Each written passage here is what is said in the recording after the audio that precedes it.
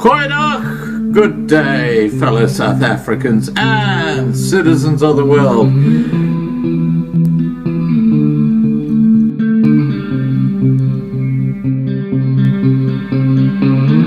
I've been looking around for salvation.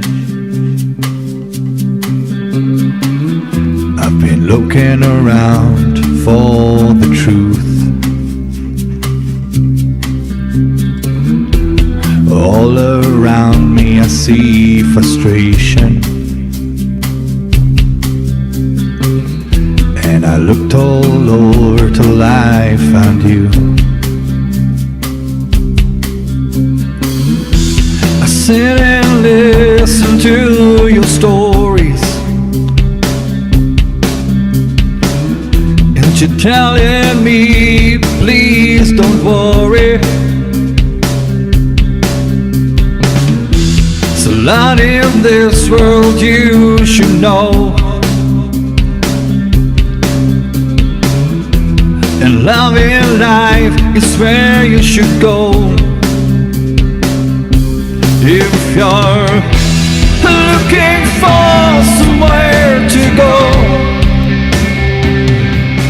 if you're looking for someone to know, if you're looking for someone to guide you, then love in life will guide you. Koinant, good evening, fellow South Africans and citizens of the world, and welcome to tonight's live stream. And boy, do we have a cracker for you. Let me tell you a bit about the subject tonight.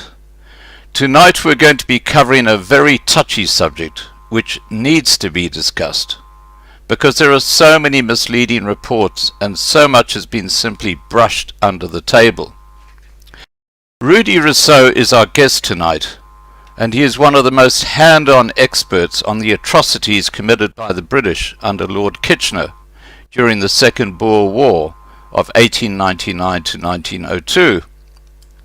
Central to these atrocities was the murderous treatment of Boer women and children in what RUDIE calls murder camps, also known as concentration camps. Marius Harding, my guest last night, told me that his great-grandfather and Bitter Einde lost his wife in a concentration camp during the Boer War. Let's have a look at a short video which reflects how the Boer people have been deceived time and again through history in South Africa. You will see reference to the concentration camps in the middle of the clip. Let's get that going.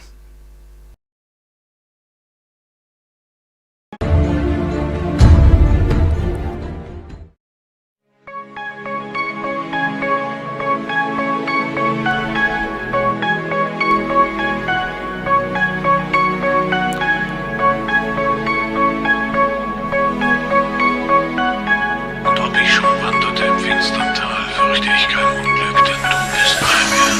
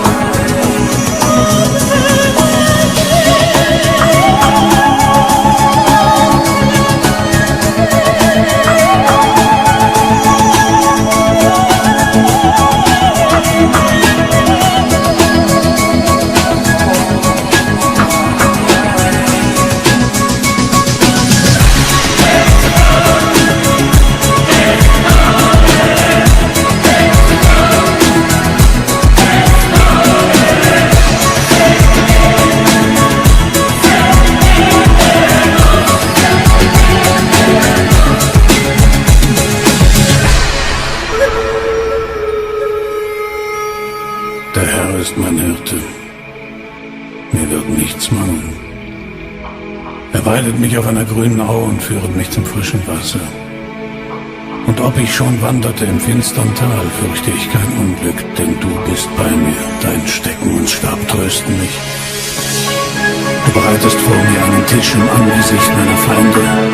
Du salbest mein Haupt mit Öl und schenkest mir voll ein. Gutes und Barmherzigkeit werden mir folgen mein Leben lang. Und ich werde bleiben im Hause des Herrn immer da.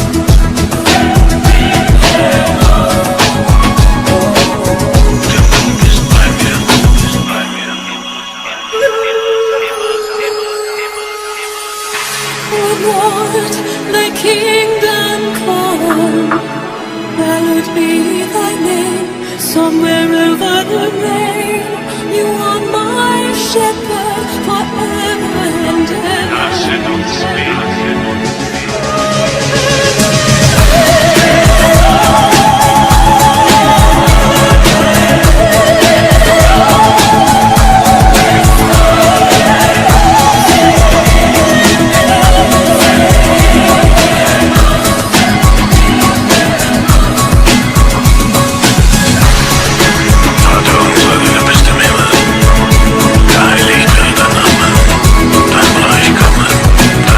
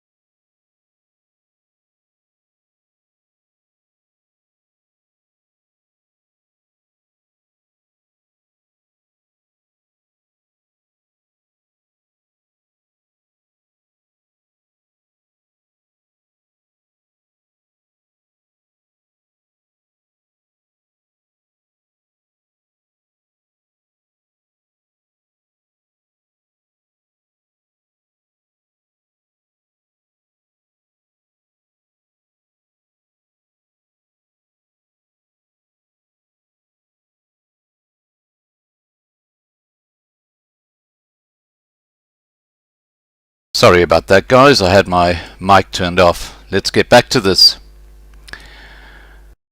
You might ask, why did the British resort to this inhumane treatment of the Boers?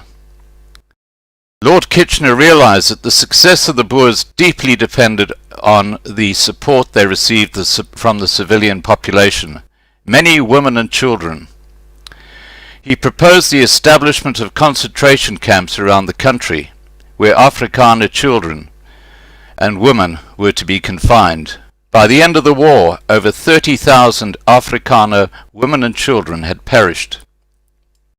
Emily Hobhouse famously said, and this is a picture of Emily Hobhouse, famously said when she encountered a concentration camp, "They went to sleep without any provisions having been made for them, and without anything to eat or drink. I saw crowds of them along railway lines in bitterly cold weather, in pouring rain, hungry, sick, dying and dead.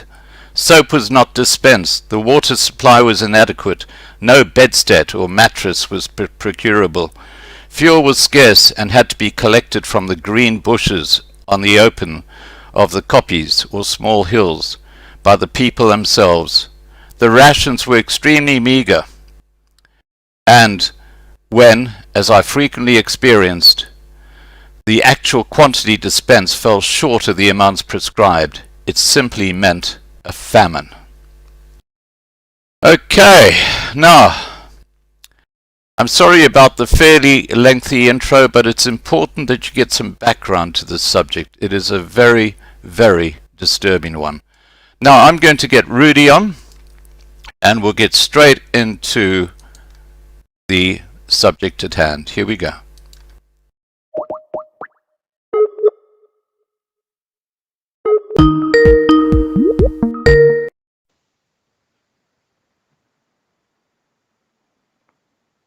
Hi, Rudy. Hello, Scott. How are you? All right. I just got a problem. I can't see you.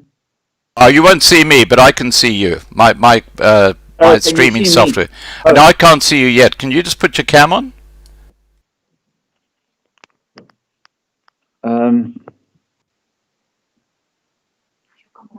Where's the?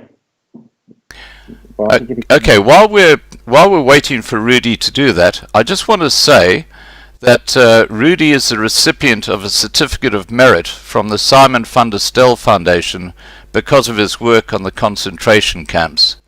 Now, let me just show you some pictures of that before we get started. Here we go. Are you going there, Rudy? Ah, there you go. Fantastic. Look, I'm just going to show the audience the certificate that you got from the Simon van der Stel Foundation, and then perhaps you can just explain to us how that actually happened. What was it that actually inspired them or determined that you got that certificate? Yes, I'll do that, Scott. Thank you so much. Over to you. Scott, I wanted to start off just with the words of a professor from Natal, and then I'll tell you how it came about for me to being awarded that certificate, which I'm very proud of. And this is an African professor, and his words is, "The coming of the English in the Boer War affected not only the Boers, but also the African people. And the scars is still seen today." I just want to say to all the people that are listening and watching, a warm welcome from me here in South Africa. And at last, for over 120 years, the world will, I believe, now know what happened in South Africa and the atrocities that was done by the British soldiers when they arrived here in South Africa in 1900. About 8 years ago, I was a DJ at a well-known radio station, and one morning when I was in the studio, I received a call from a person, and he asked me, have I ever visited a concentration camp called Balmoral? Could you hold a second Now, I for can me? tell you, Could you hold a second for me there, Rudy? Erica, I think everybody else has got sound. I think you're the only one who doesn't. Okay, Michelle, does anyone else? So yeah, look, Michelle Mullard says she's got sound, and I can see the sound going through. So I think it's something on your computer. So, sorry, back to you, Rudy. I just needed to clarify that. that's no problem. I can assure you, if I've never been to England, but I have seen footage on YouTube what the Balmoral Palace looked like. But I can tell you a different story of what Balmoral concentration camp looked like. I then went down to go and visit Balmoral, which is in the Mpumalanga area in South Africa. When I arrived there that morning, it was difficult to find the concentration camp, but after a while driving around, I saw a monument, and I went there and I have actually discovered Balmoral concentration camp. Obvious, it's out of town. The closest town is Bronkhorstspruit, which is about 25 kilometers from there. And this concentration camp was very neglected. In this concentration camp lies about 900 Boer women and children. And in my vision, walking around there by myself with my camera, I can realize, and it came to mind, looking at this camp, Boer women and children that died here on a daily basis. Right. I then went back to the radio station and I actually asked permission, for the program manager, if I can ask the Boer people to come and help me to clean up Balmoral. And I also said, I will bring my lawnmower, which I did. During that week, I received another call, and by a person called me, and he asked me, do I know a man by the name of H.S. van Blerk? We know him as Uncle van Blerk or Oom van Blerk. I then said, no, I don't. And the person asked me, because he was about 72 years old, I must go and pay him a visit as soon as possible, which I did. When I arrived there and did an interview with him, his mother and his eldest sister were in the Bethuli concentration camp. So after I did an interview on camera with him, I thanked him, for the time, and as I was about to leave, he then asked me, please wait. He then went to his study and he brought out this book. This book is called Kamp Smarte. I'll think about the English word now, and please, people must forgive me. English is not my mother tongue, but I will try my best. This book was written by Professor A.W.G. Raad. And this is the concentration camp to me Bible. All the concentration camps, the stories, the letters, and atrocities, the women that died in these camps, what happened to them, is written in this wonderful and one-of-a-kind book. This Uncle H.S. van Blerk had pure blue eyes. And he had a small beard. A lot of the British people will know or have heard of Jan Smuts. And I looked into his pure blue eyes, and I wondered now, what is the meaning of him giving me this book? And he looked at me and he said, and it's because of Uncle H.S. van Blerk that this most emotional journey I have ever experienced in my life started. He then said to me, Rudy, you have work to do. Now, I'm now 58 years old. I have always been very passionate about the Boer folk and our history in South Africa. So I then went back home, and then the next Saturday, around about 10 o'clock in the studio, a person phoned me and he said, I don't have to come to Balmoral because the graveyard is now clean and people are ready to go. I then said, I cannot believe it because the cemetery is as big as a rugby field. Wow. When my shift ended, I then went through to Balmoral. When I arrived there, over 80 people, after my request for help, arrived there with lawnmowers, with weed eaters, etc. And they cleaned up that concentration camp where over 900 of our Boer women and children lied. When I got out of the car and I saw these people, I don't know if it is because, we're getting older, I just cried.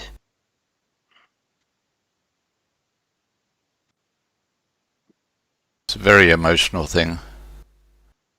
It's been very hard. For thanking them to still have the passion for not forgetting these women and children. And that is where my journey started. And please forgive me. What I'm telling you now is not a story. It's the actual truth. And I thank you. And I thank the people that view this broadcast, because nobody that crossed my path in the last 8 years just crossed my path for no reason. There were many people in our country, Boer people, I'm sure, that had the opportunity to go and tell the world the atrocities that was done by the British people to over 38,000 women and children that died under their hands in South Africa in 126 concentration camps. Now, Rudy, can I just interrupt there for a second, because you've given a figure of 38,000 women and children who died in concentration camps, whereas the official figure is just 24,000. Now, you're the expert on this subject. Why is there such a huge discrepancy? Is this part of the cover-up by the British? Scott, no. I just want to say there's a big difference between a Boer, and an Afrikaner. And for many years, we were told lies by the Afrikaners, not telling us the real truth of what happened in these concentration camps. I have a book here, written by Thomas Peckenham. And for so many years, the Afrikaners tried to say, yes, it was the Second Afrikaner War. And there it says, the Boer War. A lot of people, I think, don't know the lies that we were told by these Afrikaners. They look like us. They speak the same language. They watch rugby. They have barbecues. But sir, here and in your DNA, you will know if you are a Boer. Last year, they had a conference in Bloemfontein regarding the concentration camps. And it is so sad that the Afrikaners still lie about the real truth of what happened in these concentration camps.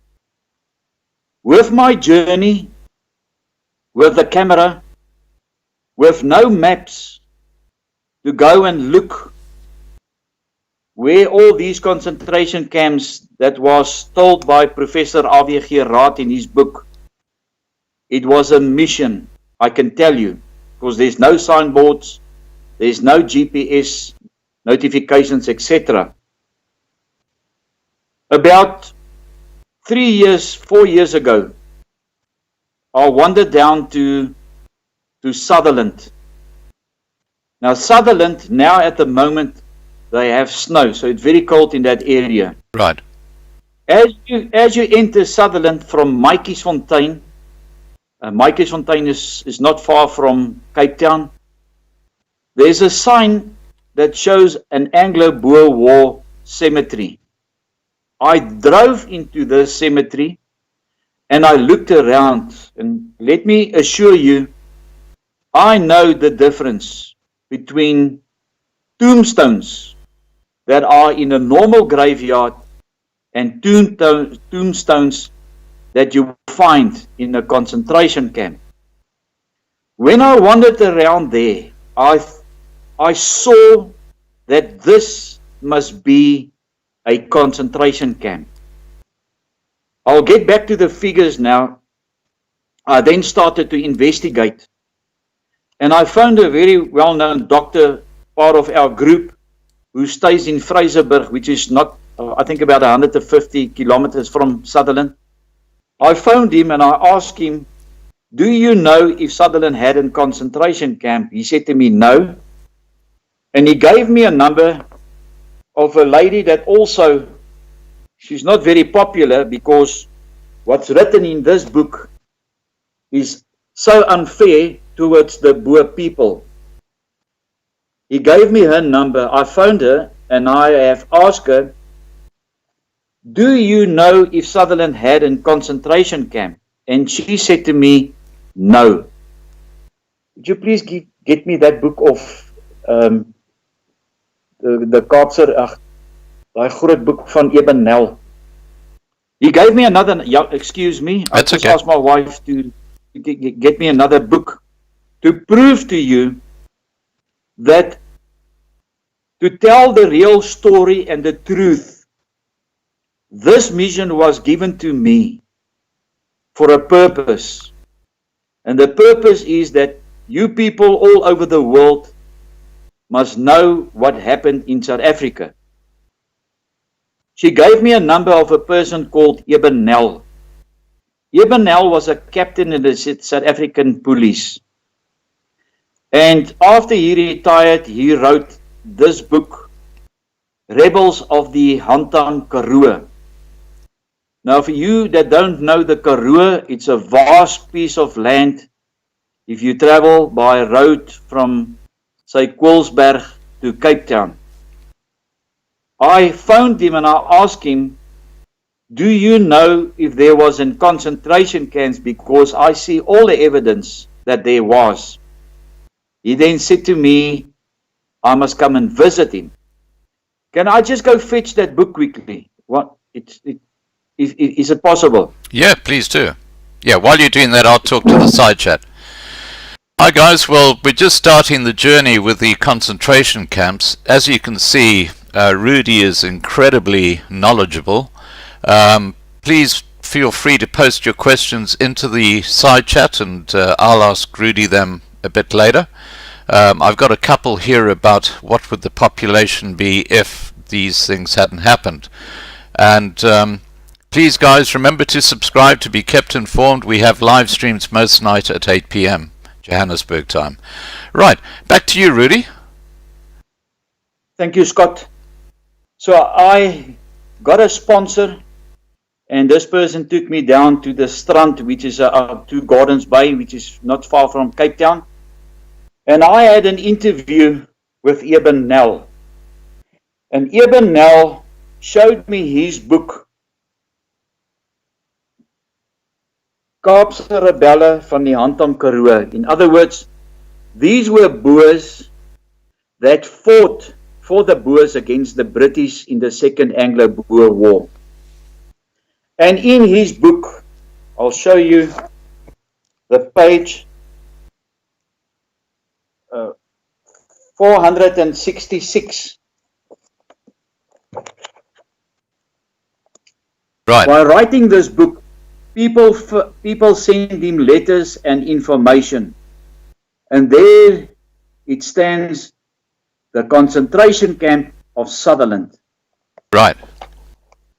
This was one of the 2 concentration camps I actually discovered where there is no detail whatsoever in the archives. In his bookshelf, I discovered this book written by Celeste Reynolds.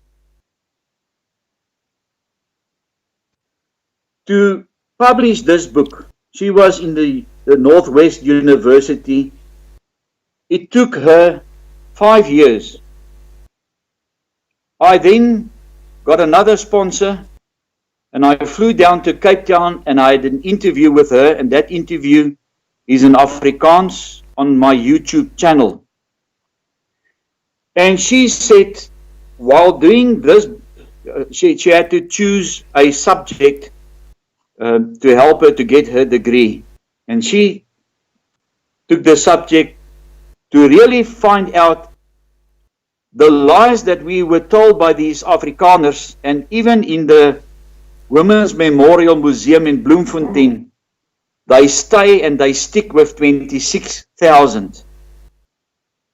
She said while doing this book, in her 3rd year, when she went back to the archives, a lot of the files were just gone. But at the end, she discovered, and in this book, you will find a CD with all the women and children that died in these murder camps, the British. And the amount that she found was 34,000 Boer women and children that died in these 126 concentration camps. And clearly that number could be a lot higher. That is why I say that there is more than 38,000 women and children that died in these camps. There's a well-known writer also. He wrote a book about the Boer joiners, Arthur Blake. I saw him on a TV program, and he said that over 50,000 Boer children under the age of 15 died in these camps. Wow. These truths were never told for us at school or at university, never. And that is why there is a lot of these Afrikaners today in South Africa that want to be political correct. And some of them even get awards for lying. Yeah. And that is the sad affair which is happening. And what I want to do is, I just want to tell the truth, because for 120 years, these women and children never ever had an opportunity to tell the world how they were raped, how they were molested, and how many of them died under the British hands in these concentration camps. What is so sad, a lot of people in Britain might think that Jan Smuts, better known as General Jan Smuts, for us, the Boer people, he was the biggest traitor, because he fought for the Boers against the British. And in Cradock, in the Eastern Cape, I'm sure it must have been a financial reason. He turned against his own people. That is the sad affair, that these truths, was never told, to us what happened in these concentration camps. Can I just make an observation, Rudy?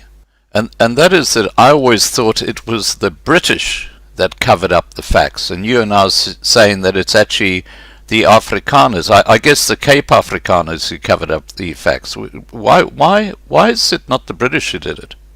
Because they perpetrated the Cape them. Dutch Afrikaner. The Cape Dutch did this. I did an interview with Celeste, and she said, after all her studies and investigations, she needed money to publish this book. And a well-known journalist from a Cape Town newspaper, I just want to get the book to show you.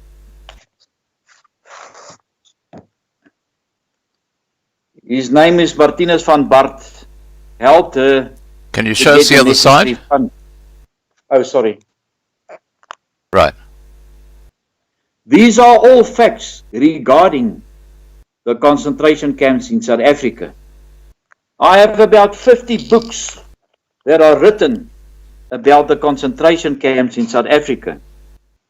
He helped her to get funds to publish this book.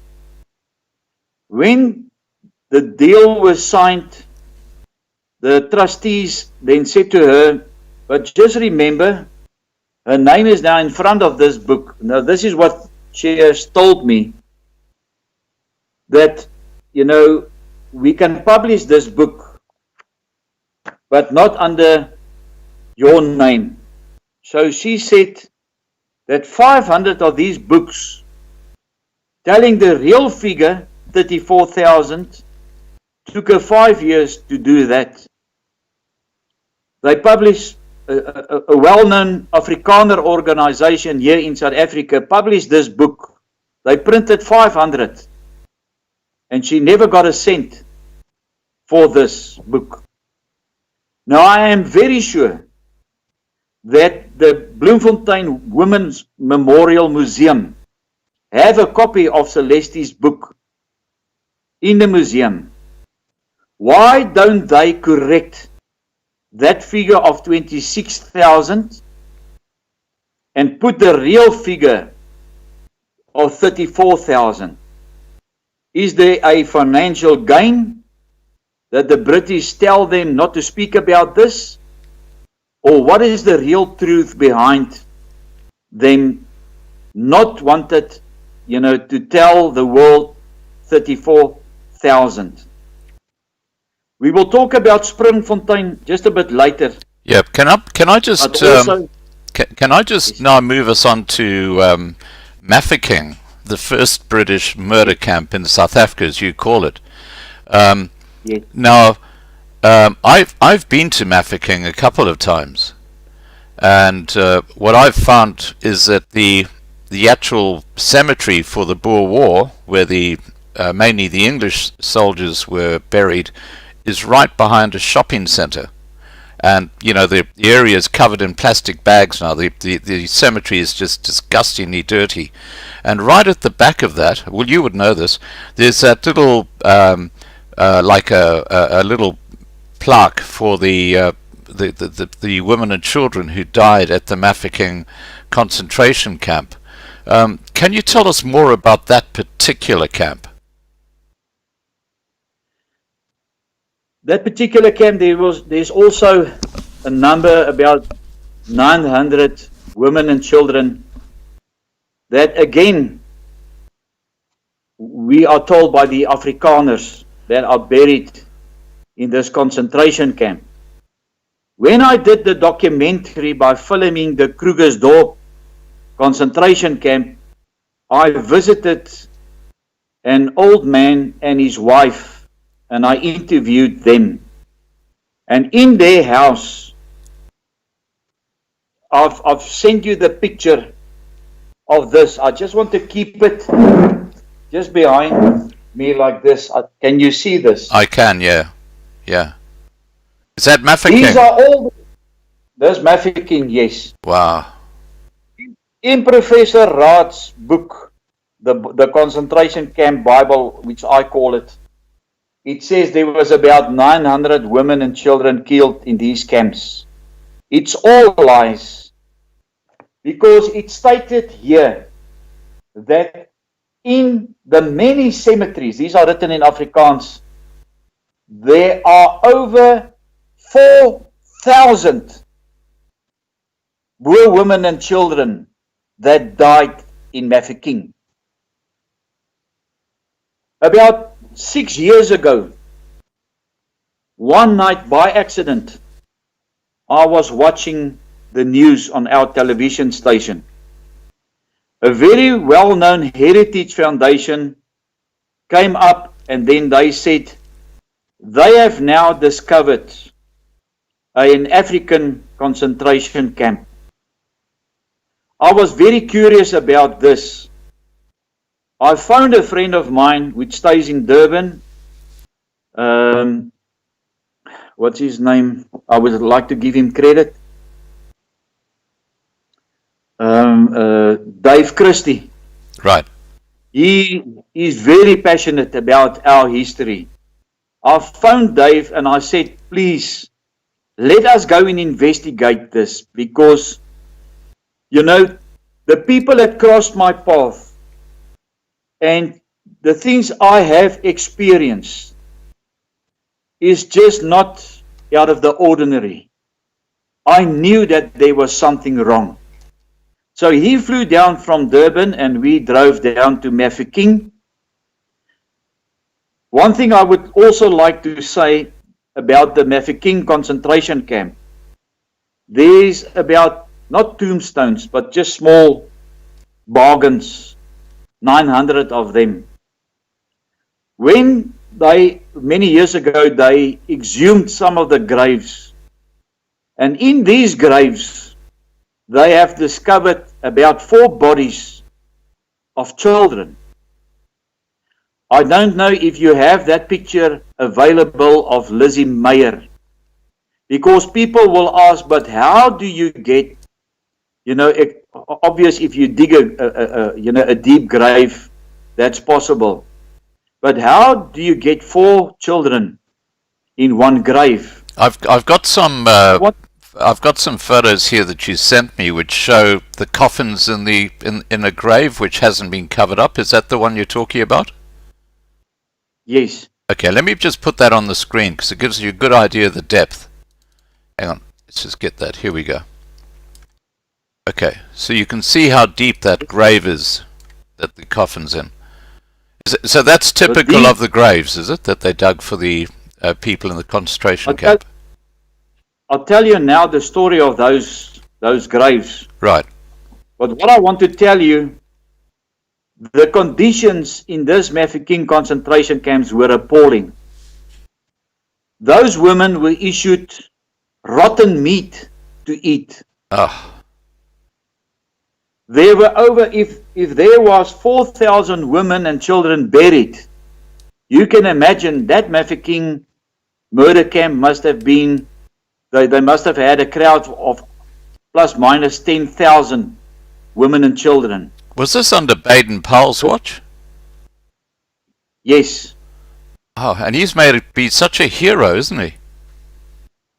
That's just disgusting. Yeah, well, there's many stories about him, which I definitely believe. But one very sad story I want to tell you now, and it's written in this concentration camp Bible. By accident, this woman and 2 of her children were in this camp, and both of her boys were about to die. There was no food. This is what the British did. They had a mission to kill all these Boer women and children. By accident, their dog that was on the farm was with them in this camp. And what I'm telling you now is the honest truth. I remember my father, if our dogs had tick fever, he used to take out his pocket knife and then cut the ear of the dog. When the dog bleeds, it bleeds out the poison. There was no food. I can imagine what they went through in these camps. When I read this It's on the documentary about the Mafeking concentration camp. She got hold of a spoon and she took some of that blood that was running out of the dog's ear and she gave that blood to her 2 children.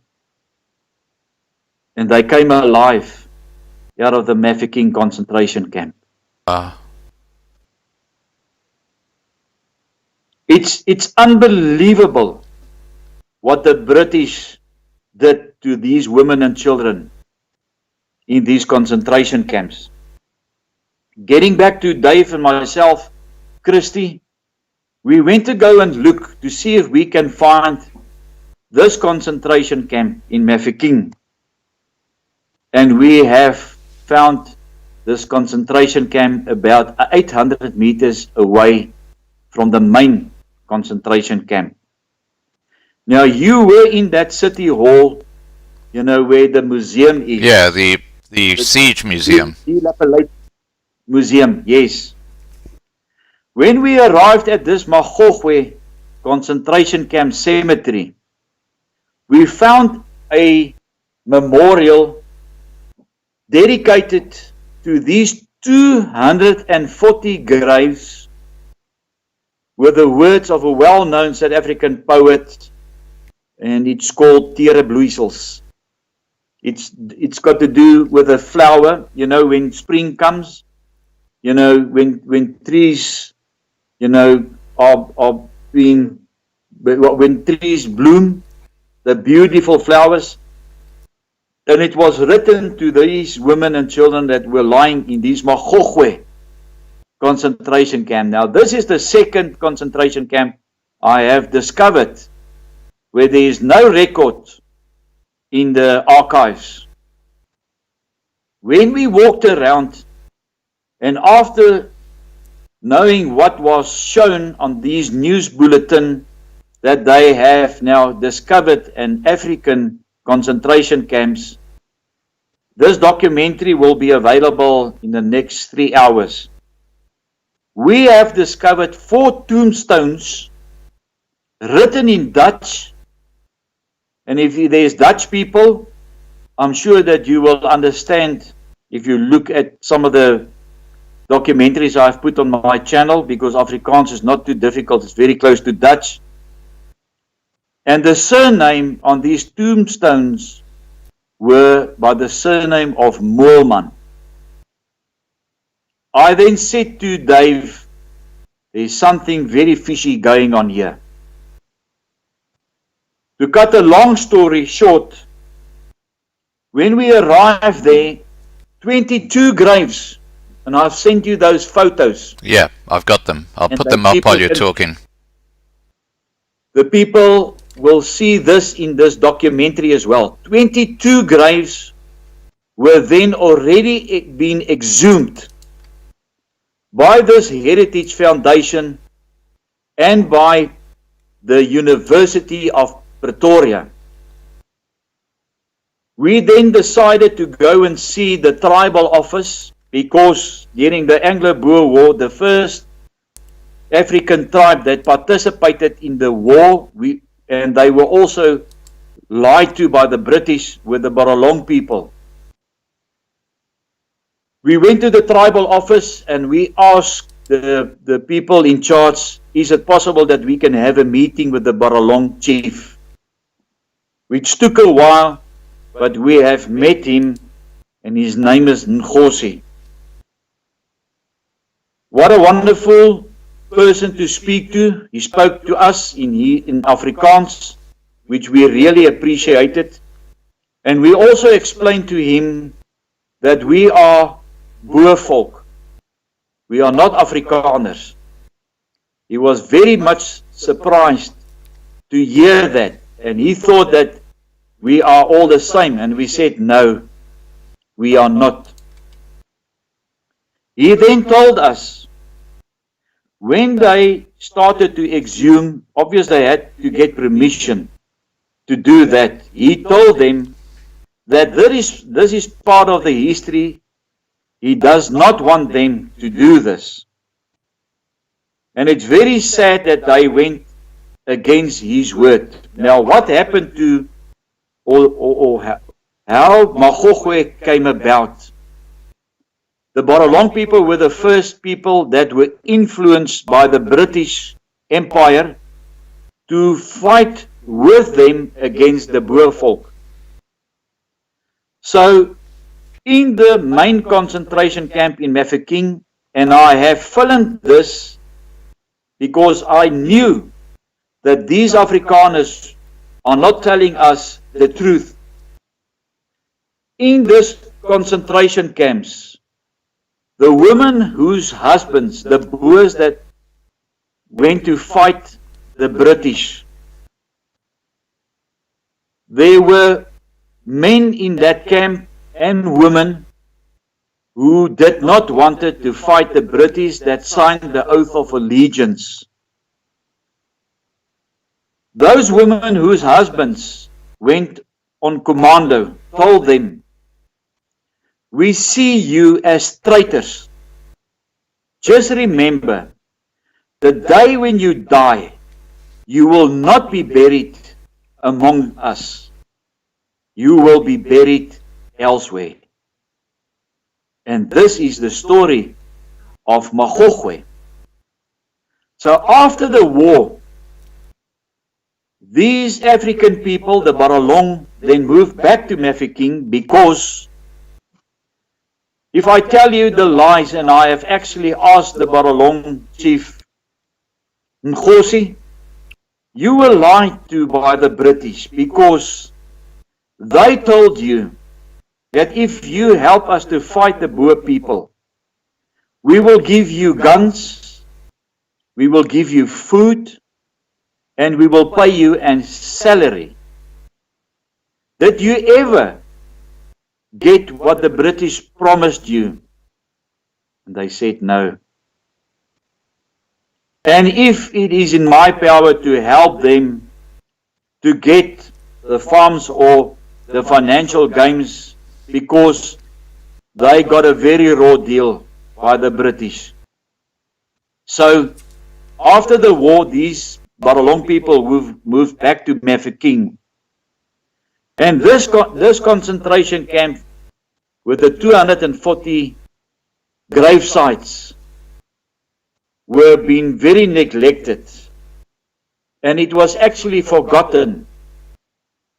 Because nowadays, if you go to Mafeking, it's not the Mafeking that myself and you know.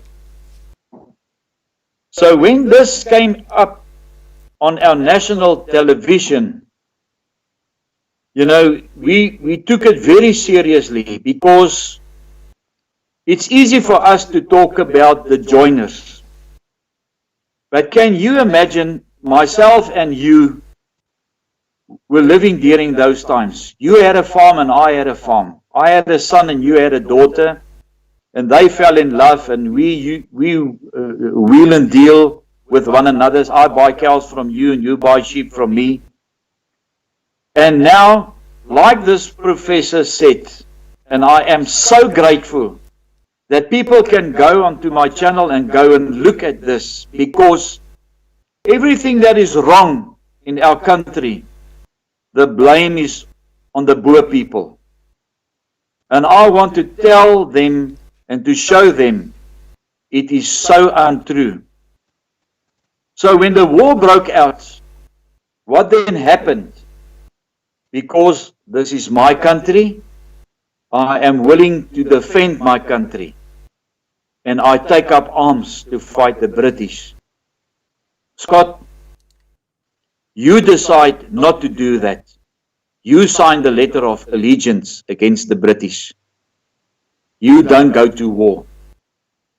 Even if we were friends and our farms were next to one another, can you imagine the friction now between me and you? Right.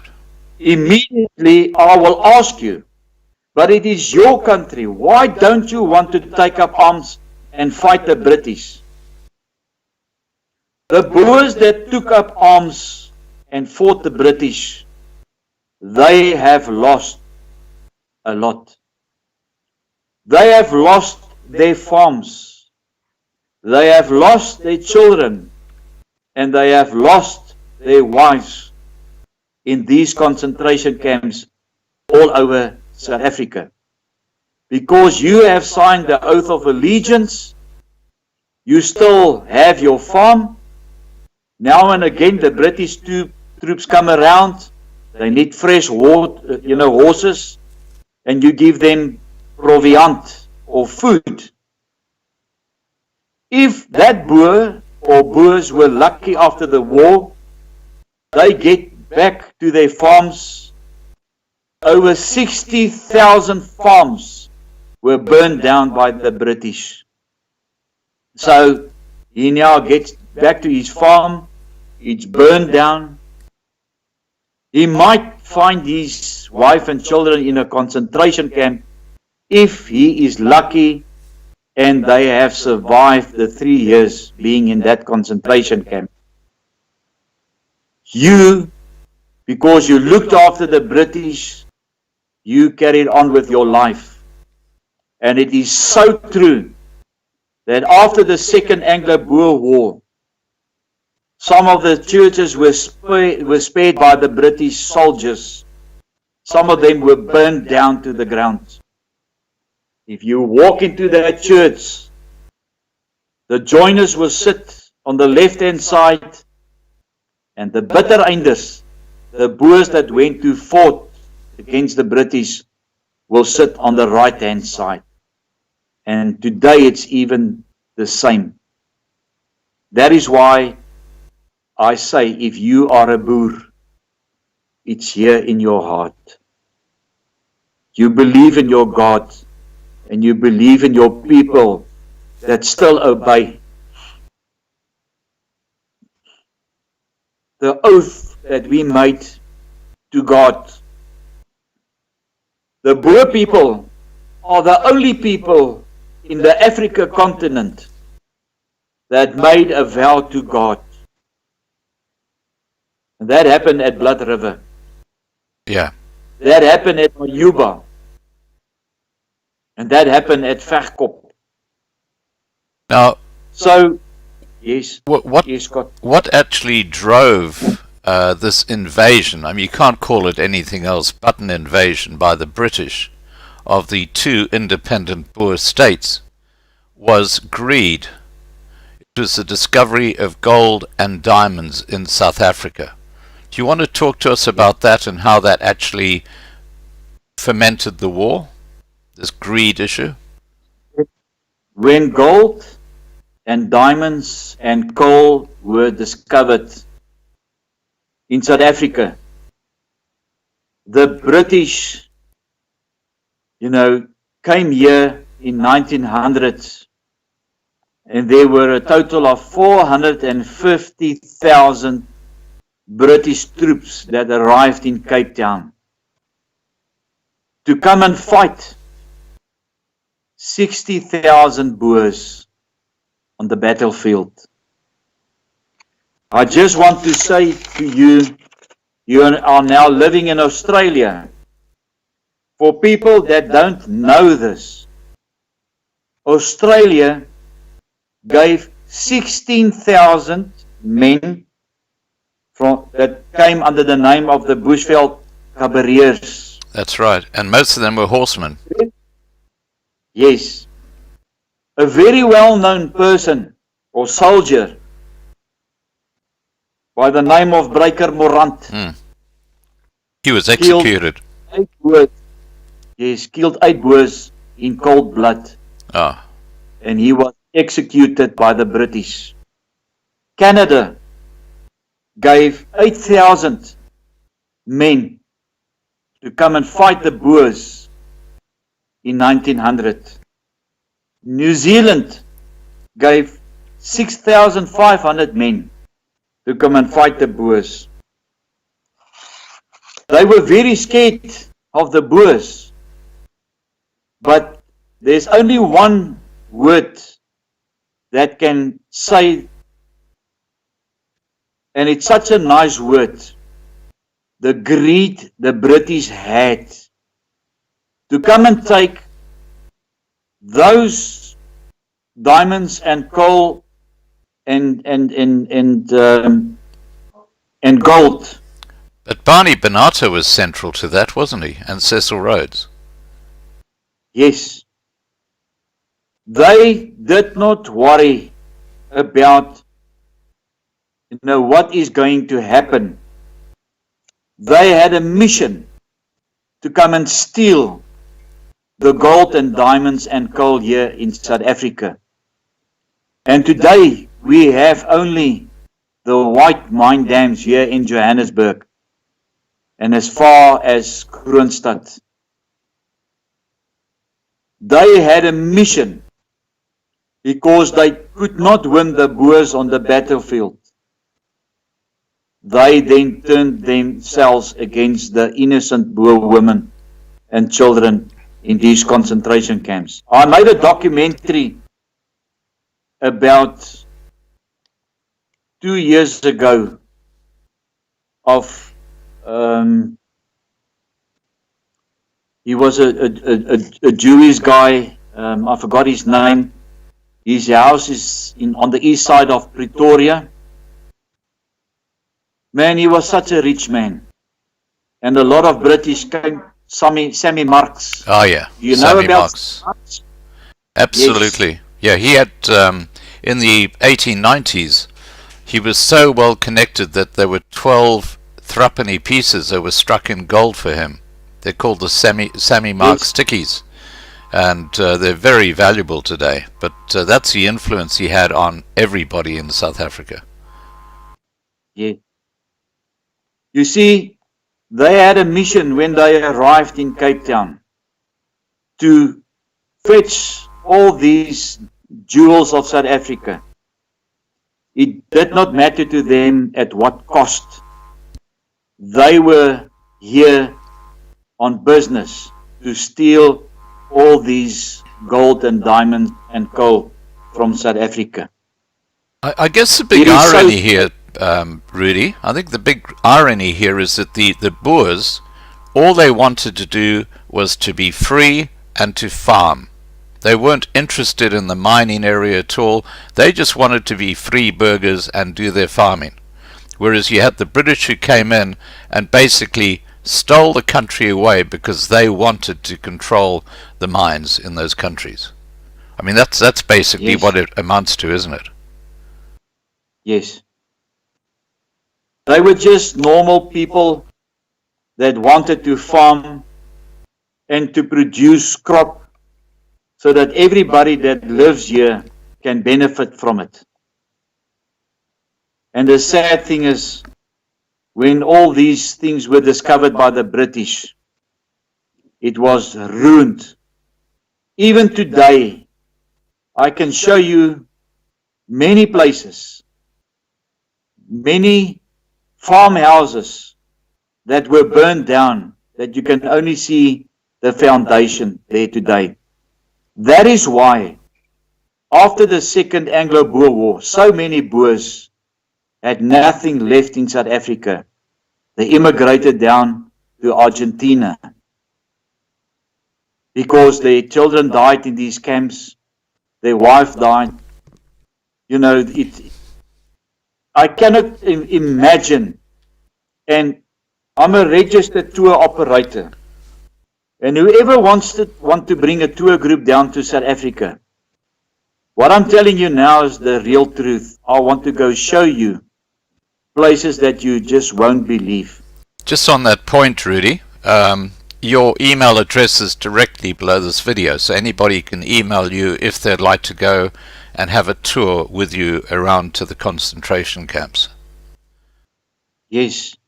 And if there's international TV groups as well, please don't hesitate to invite me to tell you the honest truth, what really happened here in South Africa.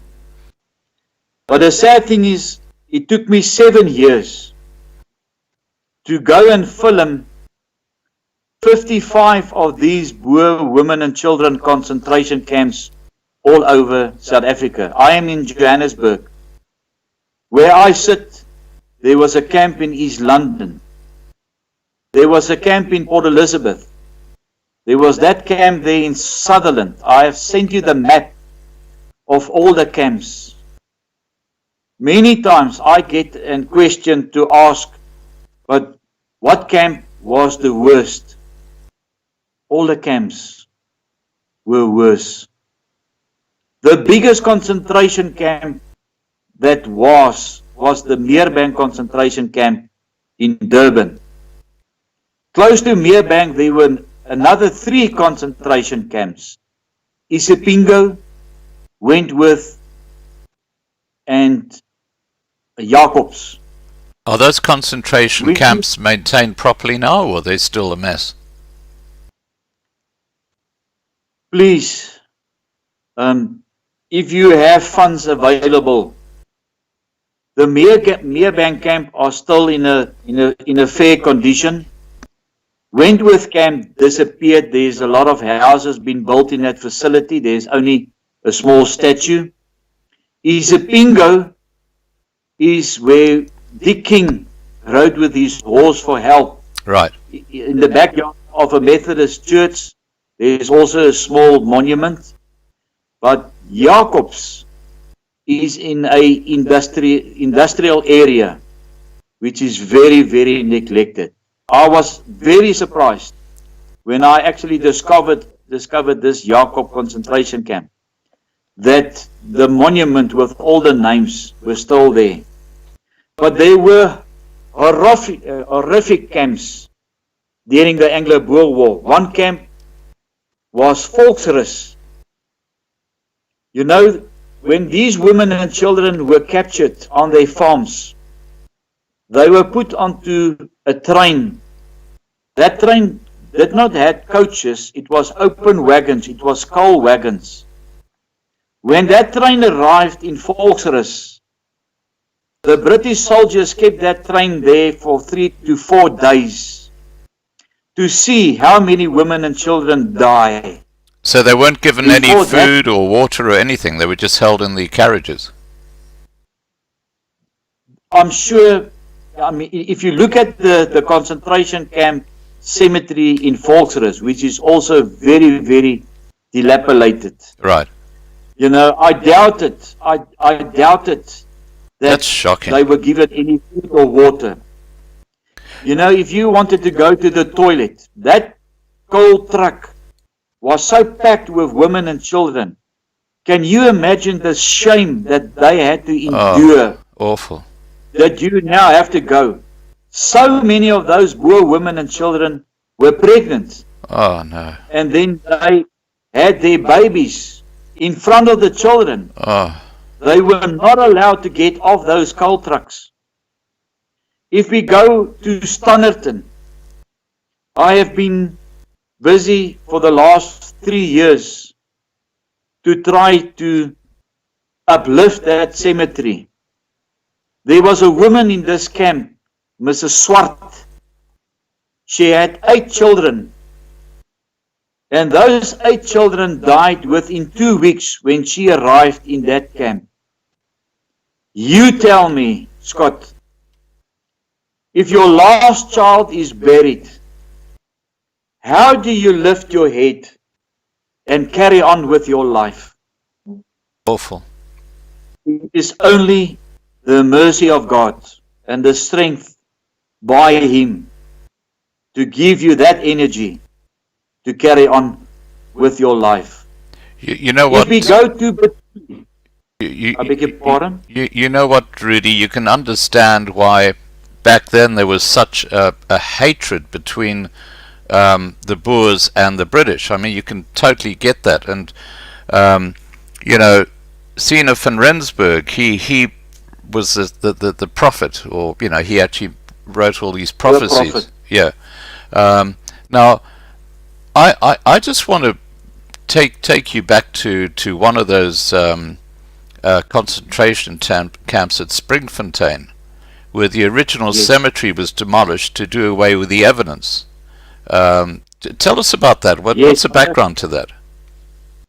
What a sad story. And I can tell you now, the real truth and the evidence have been done away, because the last thing I would like to do for the Boer women and the children that died, for our generations and generations to come, is to find out, and I want to see the letters that was written by these women and some of the young daughters that were either raped or molested by the British soldiers. When I went to Springfontein, you can see this in this documentary, I have filmed this cemetery like it was after the war. A couple of years, another Afrikaner organization came, and then they said, but you know, it doesn't look nice. They then flattened that cemetery.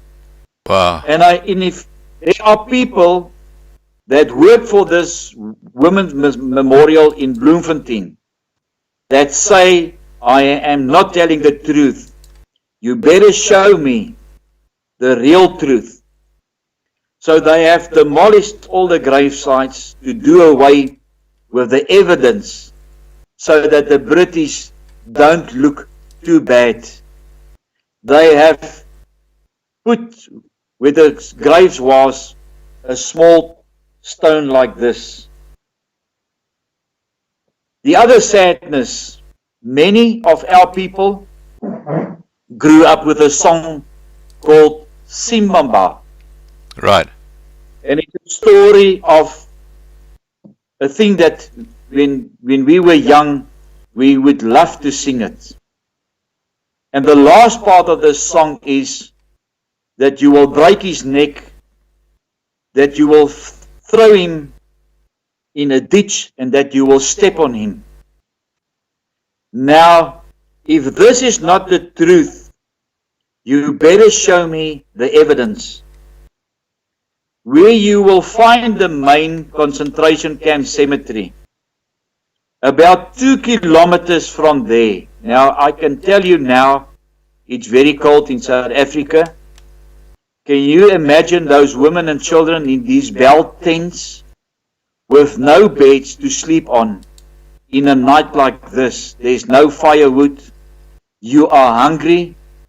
And this is where Emily Hophouse wrote a book about her experiences in South Africa. And this book is called Smarte van die Oorlog. What really happened in these camps. And she said the worst 2 camps that she ever visited was Springfontein and Bethuli.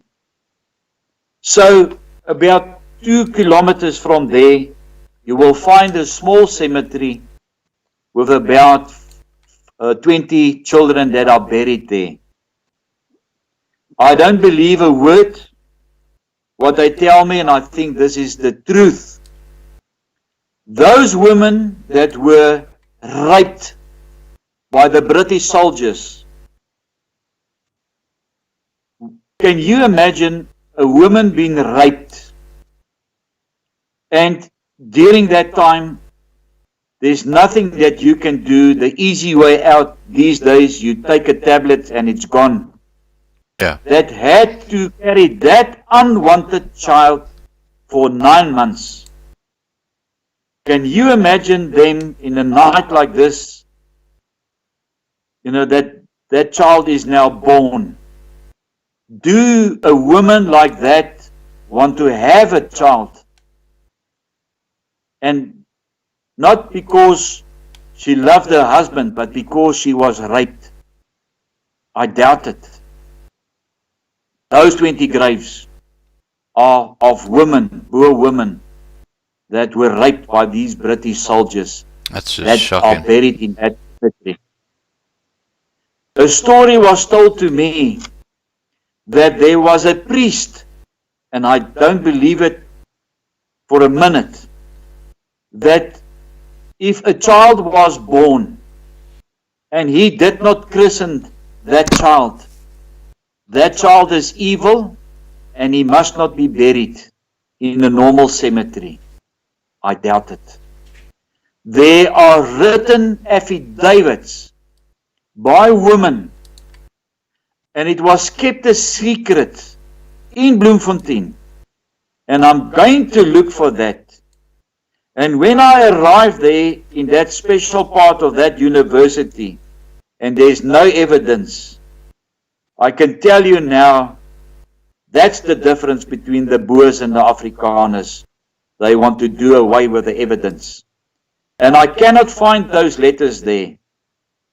Let me tell you, I will make a plan so that people can know the real truth. There was written affidavits by these women, and it was kept a secret. I'm not sure for how many years, and it was called the Klasi Havenga Report. And in 2002, there was a moratorium that said it is now available for the public to see.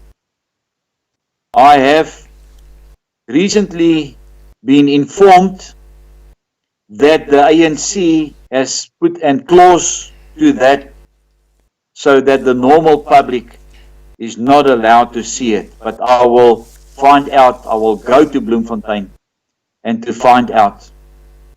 In this concentration camp Bible I have, there's a story. You can imagine during those days, there were a lot of African people being employed by the British. The British lied to them by telling them they will receive farms. And you can ask the chief of the Barolong, Ngosi. I was sitting next to him. I have actually asked him, but Ngosi, did you ever got those farms? He said to me, no. What I wanted to tell you about, just to come back to Magogwe. So those 22 bodies that were exhumed were put into black crates, and they were then transported to the University of Pretoria. And again, thank you, and I will salute Dave Christie. He had a friend who was an advocate, and him fought, because of the wrongdoing there. We had then a meeting with the Barolong people and the Heritage Foundation and SARA, which is the overhead department of the government that looks after cemeteries, etc.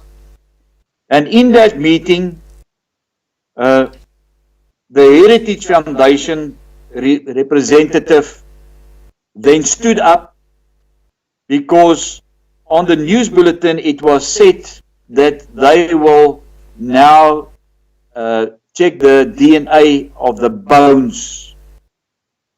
On that particular day, having the meeting with the Barolong people, the chief, etc., this lady stood up and said, they cannot do this anymore because it is too expensive.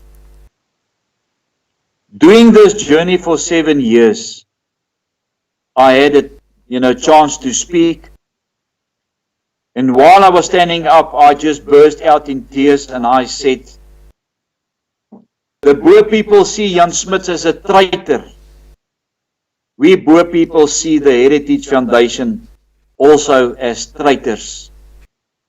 Because irrespective of, they were called joiners, they were buried in these 240 graves. When that person died or the child died, there were tears next to those grave sites. When you decided to exhume these 22 graves, surely you must have done your work. And to get the financial details to say, listen, it's going to be too expensive, let's rather leave it as it is. I was very, very upset. The sad thing is, those bones of those women and children from the Magogwe concentration camp were lying at a funeral parlor in Centurion for 5 years. Wow, that's crazy. The promise that were made to the Boer people, the persons that were involved in this, were that those bones will be placed back into the original grave sites. Of course. It never happened. Wow. You will see that documentary about Mafeking. At the back of the cemetery, new graves were dug out, and I had the privilege. It was really a privilege, but also I had a lot of tears in my eyes. After 120 years, another Afrikaner organization, that did the Boer people wrong. We had to carry those 22 coffins, very cheap coffins, but we appreciate it. Those are coffins in the pictures you sent me. Yes. Okay, I'll just put them on the screen while you talk about it. Okay. Because when we fought this battle, to tell them the Boer people never gave you any permission to exhume these graves. We want you to put it back where it was. And it was so sad that day, carrying those coffins back to the grave sites, because the University of Pretoria did not want to stand father for it, as well as the Heritage Foundation. But I must say, carrying those coffins back to the grave site, irrespective if they were joiners, I can imagine for those people also standing next to a graveyard when a person or a child or 5 or 6 children died, the tears that fell on that ground. It is so sad. And I would like to ask people, if you want to donate money to a organization, any organization, please do your work. See if these people are very honest and truthful people, that they will, the money that you will give them, that they will use it for that purpose. If you ever visit South Africa, Scott, or any of the viewers, I will take you there. There were so many stories that the Barolong people are very dangerous people. You cannot go there because it is too dangerous. I have visited the Mafeking concentration camp cemetery on many occasions. I was never felt threatened by any of the people that stayed close to, the concentration camp cemetery. Let's talk about Meerbank, Natal, where over 8,600 women, as far as Pietersburg, were held. Can you tell us about that particular situation? The reason why, women and children were sent down to Meerbank, I'm sure it did happen that when Boers were on commandos, they visited some of the farms, obviously looking for proviant, food, etc. And also then asked the women, did they see any British near the vicinity of the farm, etc. But the sad story is also, there were some Boers that wanted to go and help the women that were in the Pietersburg concentration camp to escape. But unfortunately, there were too many British soldiers. So they tried once or twice, but then they've given it up. Then those British soldiers decided, where do you hurt a man the most? If you do anything to his wife or to his children. And this is what happened in the Pietersburg camp. The British then loaded.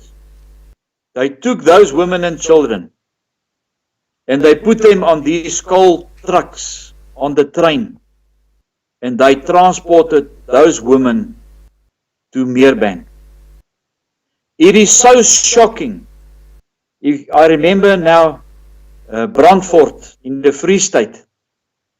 Can you imagine being staying on a farm, just living a normal life, and all of a sudden here you see men with guns shouting something that you don't understand their language, telling you, maybe they had an interpreter there, take your goods, and you have 3 children. What do you take with you? Do you take food? Do you take medicine? Do you take clothes? Now you must remember, some of those children were very small. Right.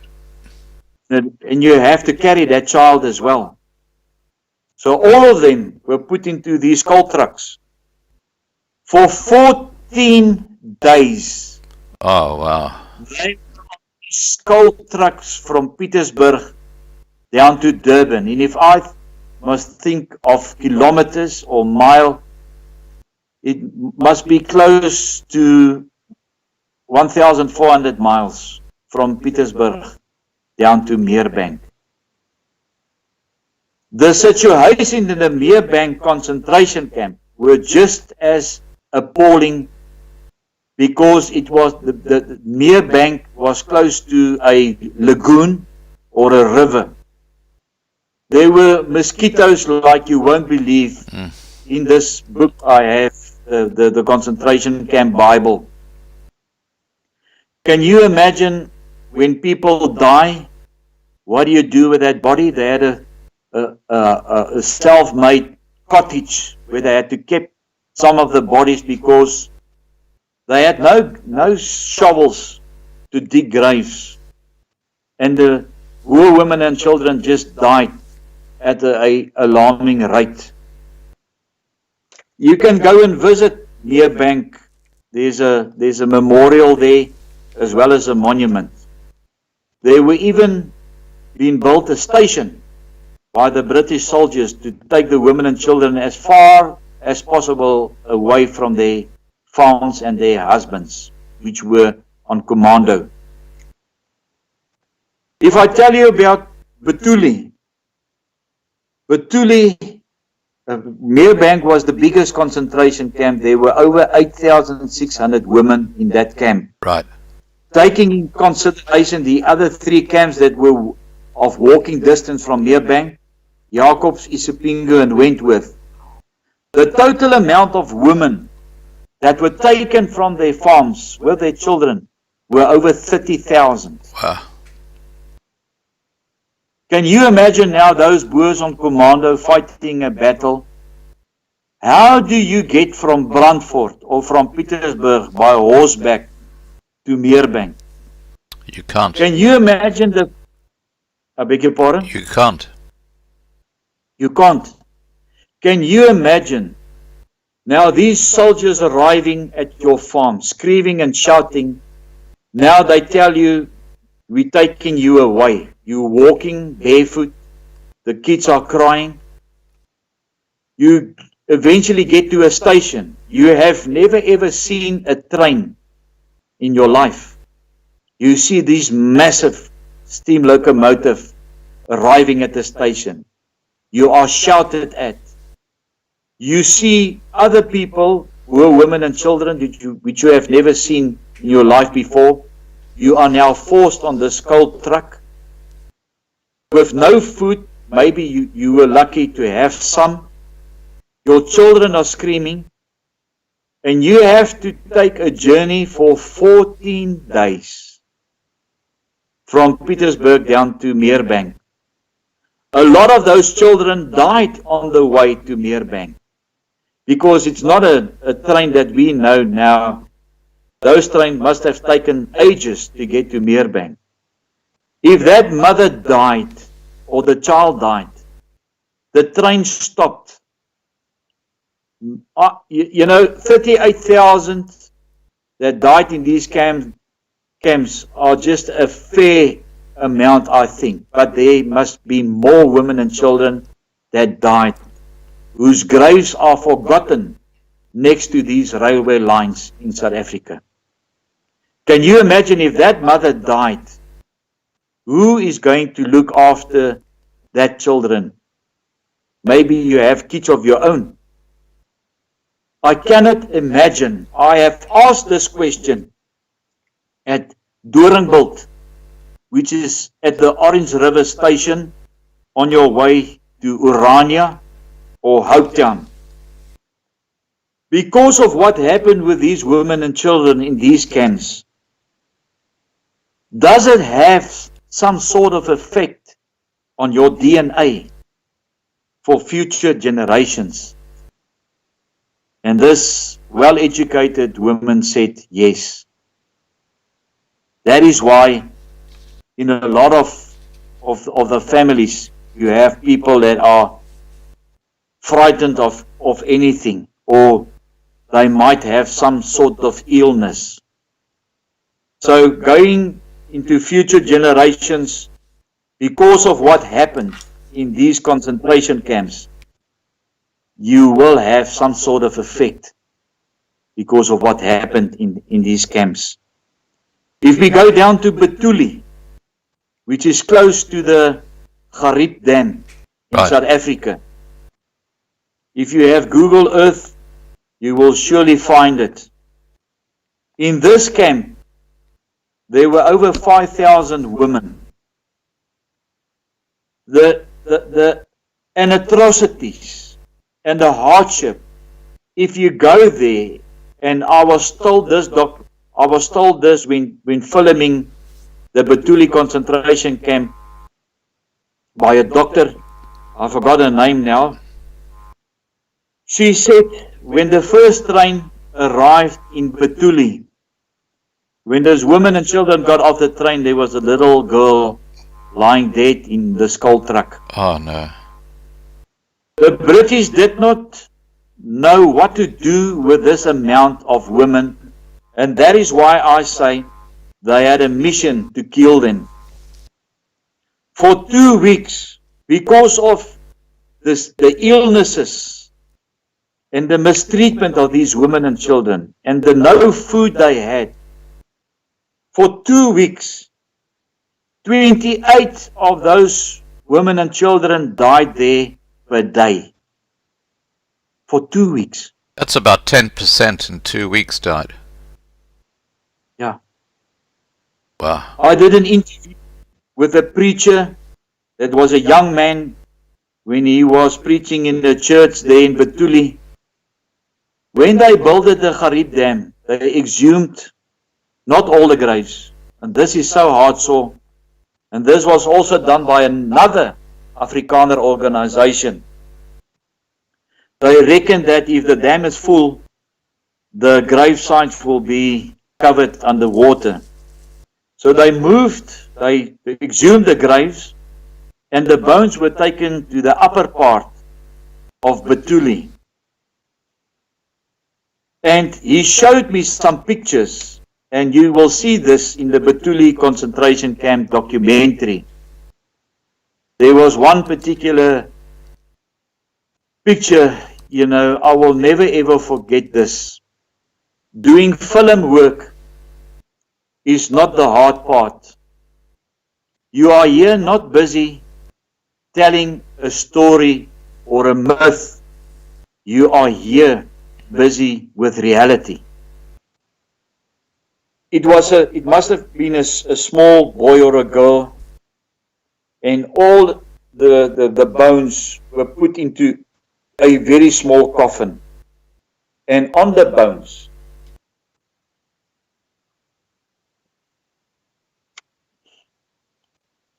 there were his 2 small shoes. Man, Emily Hoppia's, her word says, to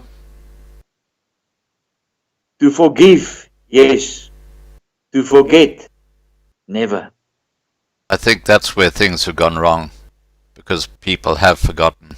I mean, as you talk, I just think more and more of what happened in Auschwitz, in Germany, and you look at the level of attention given to Auschwitz and the complete ignorance or no attention being given to what happened to all these women and children in South Africa in the concentration camps.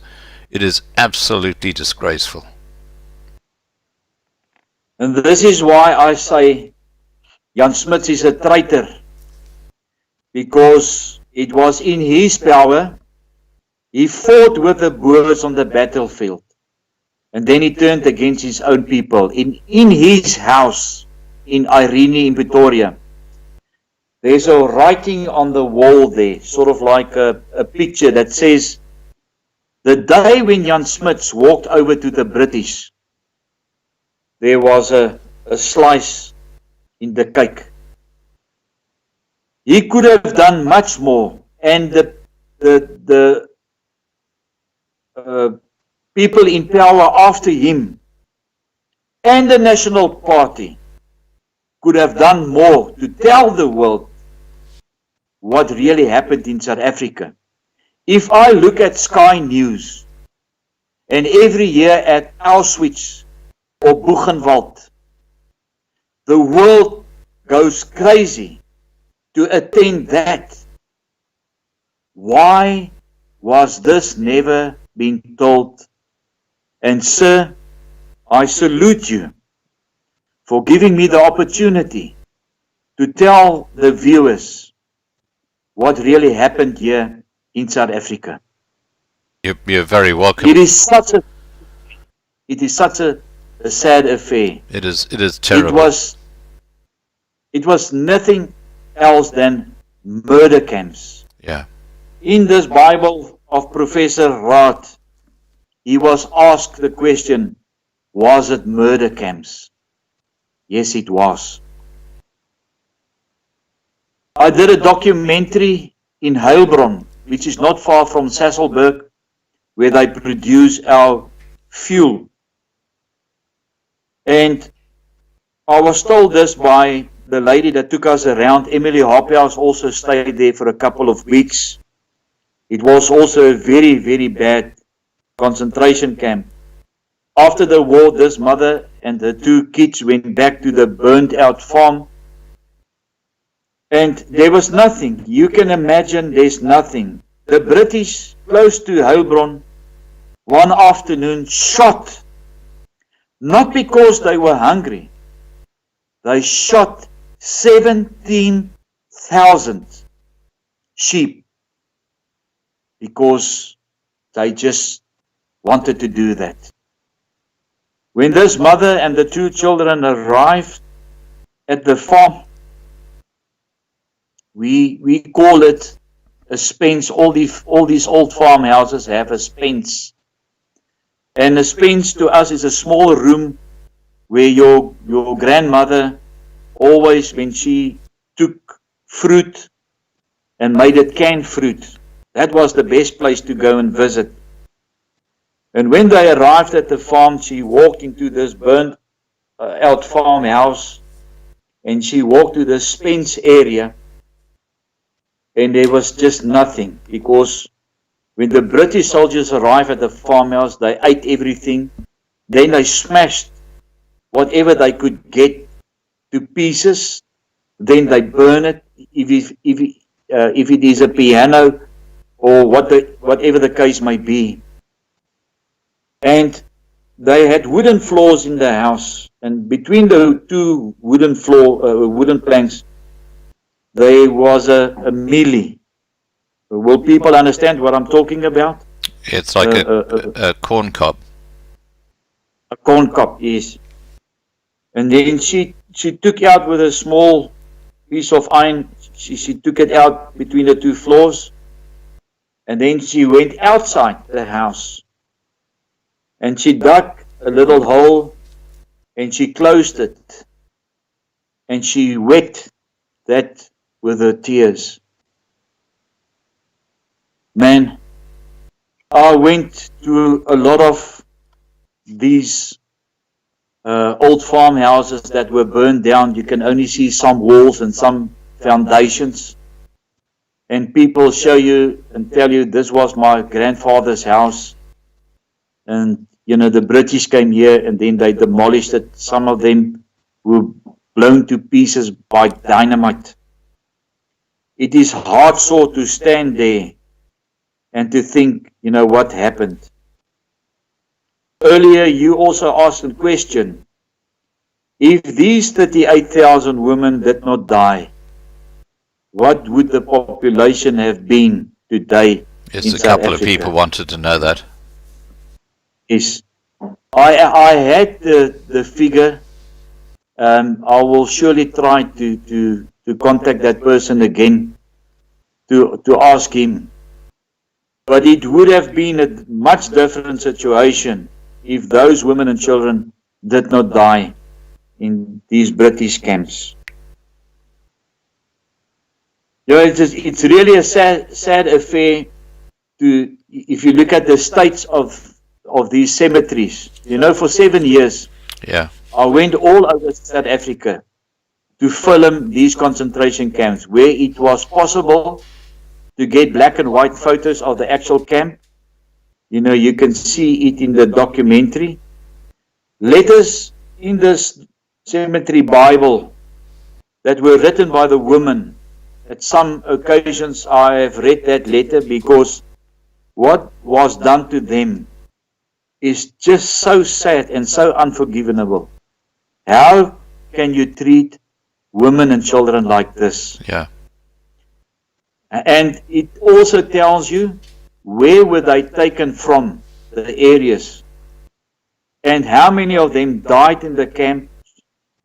And today, if you want to go and visit the specific camp or camps, how to get there.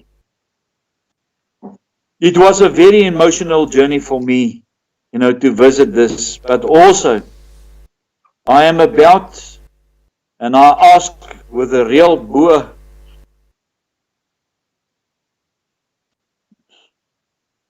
heart, I want to go and film, because the Boers that were on commando also had such a bad time. You can imagine riding around in the field. It's raining, it's cold, you don't have no food. I did a documentary. In England, there's also a town called Dordrecht. Now, Dordrecht is in the Eastern Cape. And especially now, I saw some photos this morning, it was snowing there. And a very nice friend of mine, Okosi Smith, they stayed there. And they showed me around. And one night, because of in the winter time, there was a Boer who had a children, commando. And the next morning, when it was bitterly cold, they tried to hide in a mountain area. And because of the coldness, 7 of those horses died because it was so freezing cold. There's a documentary that was filmed in South Africa by a well-known writer, P.G. du Plessis, and it's called Feast of the Uninvited. And here in this documentary, or this film, you can also see when, after the war, when they went to church, the joiners will sit one side and the bitter einders, the Boers that went to fought the British, will sit on the other side. But I want to go and do the 3-part. I want to go film it in Satelina. I don't know after this if they will ever allow me to step down of the plane in Satelina, but there, the heart sore of what happened to these Boers, it's just unbelievable. I got a master copy of Elria Vessels, and Elria, I want to salute you as well. She wrote a book, Voices in Voices at Far. When General Cronje, or General Cronje, when they had to surrender at Paardeberg, there were over 4,000 Boers that surrendered. And I could not believe it, but I was told that it is true. From Paardeberg, they had to walk to Modderrivier, which is about a distance of 140 kilometers. Then from Modderrivier they had to walk back another 60 kilometers to Kimberley. They were then loaded on the train. They were then taken to Cape Town, and they were kept at the Groenpunt concentration camp. Then from there they were loaded onto a ship from Cape Town to St. Helena. It's a distance of 1,700 kilometers. At St. Helena, there were over 6,000 Boers that were kept in 3 different concentration camps. In St. Helena, with those Boers, there were over 400 young boys under the age of 15 years kept. Why? What did those children do? Yeah, it's just crazy. It's just to me understandable. I just cannot get to the ends of it. And again, they had a mission to kill these Boer people, to get hold of the gold and diamonds. Yeah. Now William Cochrane has said, now we know why the British flag is known as the butcher's apron. Yes. Exactly. Now, sorry, and for many years. You're talking about the gold and diamonds. Go ahead. Yes. You know, when I grew up, the only flag I knew was the Oranje, Blanje, Blauw, the orange and the white and the blue with the British flag in it. When I actually discovered, by reading all the books about the concentration camps and the battles the Boers had fought, I realized that in my heart, and maybe there's a lot of people looking at this, you know where you belong to. And I realized that that flag is not my flag. My flag is the vierkleur, the 4-color flag that the Boers had during the Anglo-Boer War. Just coming back, can you imagine being in that Groenpunt concentration camp in Cape Town? There's that beautiful soccer, now with the rugby stadium built close to the waterfront. You have been on a farm all your years. You have never seen a train in your life. You have never seen the sea. You have never seen a ship. Now, during those days, they did not have fridges, which they now have at funeral parlors. So when they were boarding that ship, and they were on their way to St. Helena, and they die, what did they do with that body? It was thrown overboard. Do you really think that the British would have kept a book to say, John Roux passed away today, we think he died of flu? I doubt it. They were sent to St. Helena, they were sent to Ceylon, they were sent to Bermuda, and they were sent to India. So, you tell me they did not have a mission to kill the Boer folk? Yeah. I'm sure they did. Now, have you heard of this book called The Concentration Camps, well, I guess you would have, The Concentration Camps of South Africa by Napier de Wit?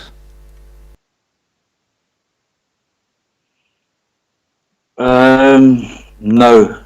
Oh, look, you need to get it. It's by Shooter and Shooter. During the Anglo-Boer War of 1899 to 1902, Napier de Wit, that's N-A-P-I-E-R, and D-E-V-I-T-T. I'm actually showing it on the screen right now. But it's a very, very good book. It got Napier de Wit into a whole lot of trouble because he actually exposed what was going on in these concentration camps, rather like Emily Hobhouse. And it's a soft-covered book. It's probably about 30-40 pages, but it's very, very good. Now, I just want to say that Eric has said, I'm not a blood South African, but these stories make me a soul South African with the Boer. And I have to tell you, Rudy, that many of my subscribers call me the Anglo-Boer, because I totally get what the situation is with in South Africa. I just it makes me absolutely furious when I see what's happening. Now I just want to see if there's anything we haven't covered yet. Okay, yeah. Tell us about your DVDs that people can buy to find out more. Yes. The best way to email you? Yes, you can email me. Obvious, if you are watching this program, you can phone me, and then I will give you the necessary details. In the 7 years I have filmed, normally when I get invited, people are most welcome to invite me. I just wanted to say also, on the 16th of June, that is the National Concentration Camp Day. That day was written out by the two biggest British murderers, Kitchener and Roberts. Yeah, Kitchener was terrible. They wrote out a proclamation, and that is where the scorched earth policy came into power, that all the Boer women and children farms must be burnt.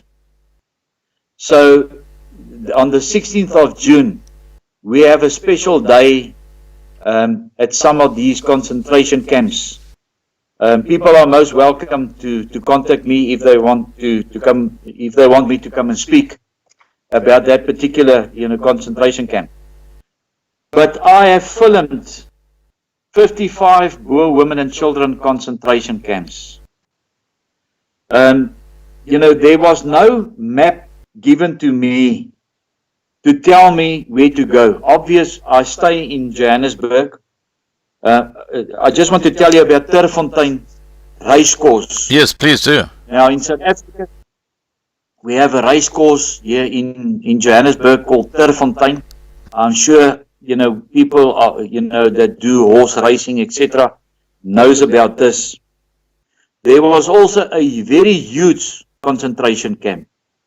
If that child or person died, they had to walk 6 kilometers to Mondior, which is one of the suburbs close to Alberton.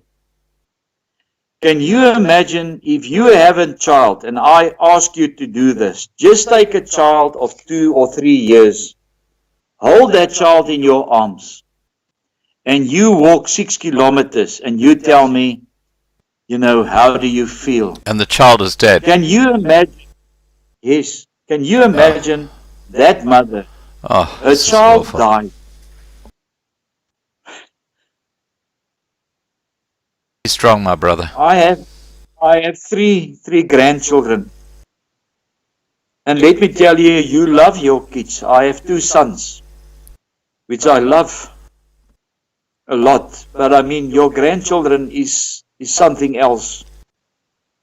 Now, I went there to Terfontein, and I actually put the kilometer mileage in the vehicle to north.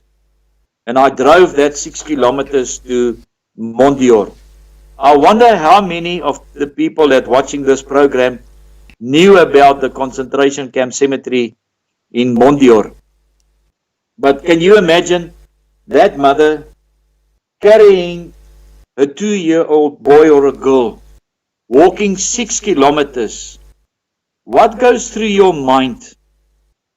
This is the last time that you will have this special child that was killed because of greed.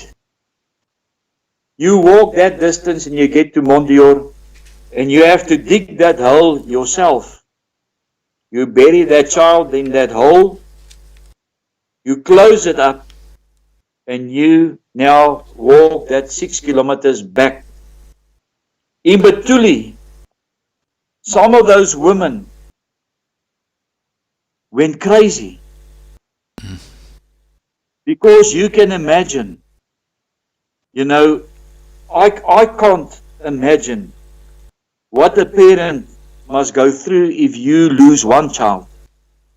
If I look at this Mrs. Swart at Standerton, where she lost 8 of her children in a period of 2 weeks, how do you stand up, if it's not by the grace of God, to give you that power to carry on with your life?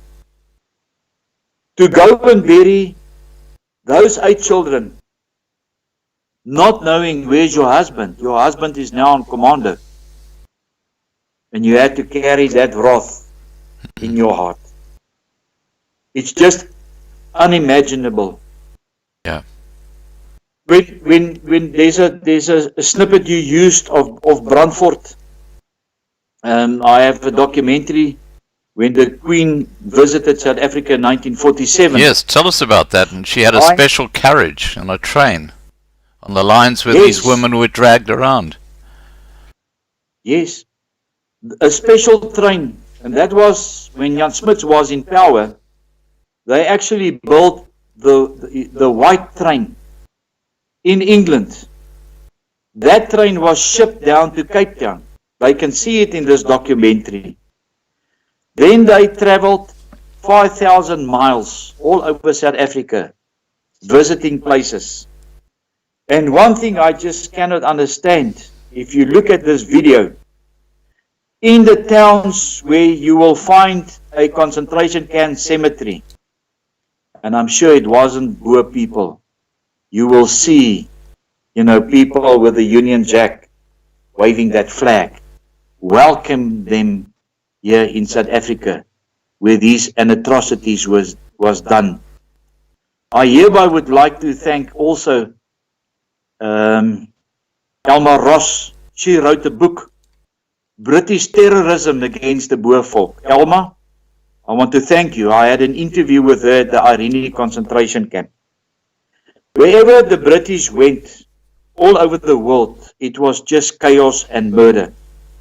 But getting back to the Queen visiting South Africa, never, ever would the Boer people ask for forgiveness. When the 100-year celebration of the Anglo-Boer War happened here in South Africa, Tony Blair came to visit Brandfort in the Free State. Also, did not say, we are sorry for what our people did to your Boer people. It is, for me, unforgivable. And if we look at the situation today in South Africa, I am sure, to come to South Africa and to ask the Boer people for forgiveness, it will make a hell of a difference. Absolutely. But to walk through a cemetery in Middelburg, which is also in Mpumalanga, there's 3 cemeteries. I think I did send you a photo. If you look at those graves, it's just, when you walk there, it's unimaginable to think these are your people lying here. Innocent people, children, women that cannot defend themselves. If I think now of Springfontein, Boer women that were raped on the farms, that had to go through those 9 months in the hardship. There's no food. It's cold. It's raining. You have 3 other children. That's why in many families, people will tell you that the older generation, those women never talked about what happened to them. A year ago, Jacob Rees, a Parliament MP in England, said at Parliament, we really looked at, the women in these refugee camps. Sir, I just want to tell you, there's a hell of a difference between a refugee camp and a concentration camp. And there was a professor, you know, I won't mention his name now, it's not worth mentioning, that went to a very well-known radio station. And he then said, you know, he invites Jacob Rees to South Africa. You see, what's also very sad, I am not a professor, and if you are a professor, you know, I give you credit. A credibility thing. But credibility thing, yes. Yeah. But because I'm not a professor, I don't get invited to go and speak on talk radios about the concentration camps, because what do you know? Let me tell you, half of them are Afrikaners. They lie. They want to be political correct.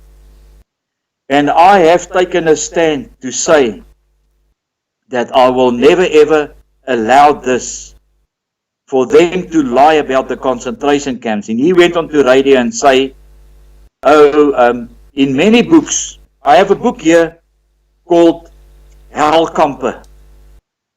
You know, hell concentration camps. It was written by Steenkamp.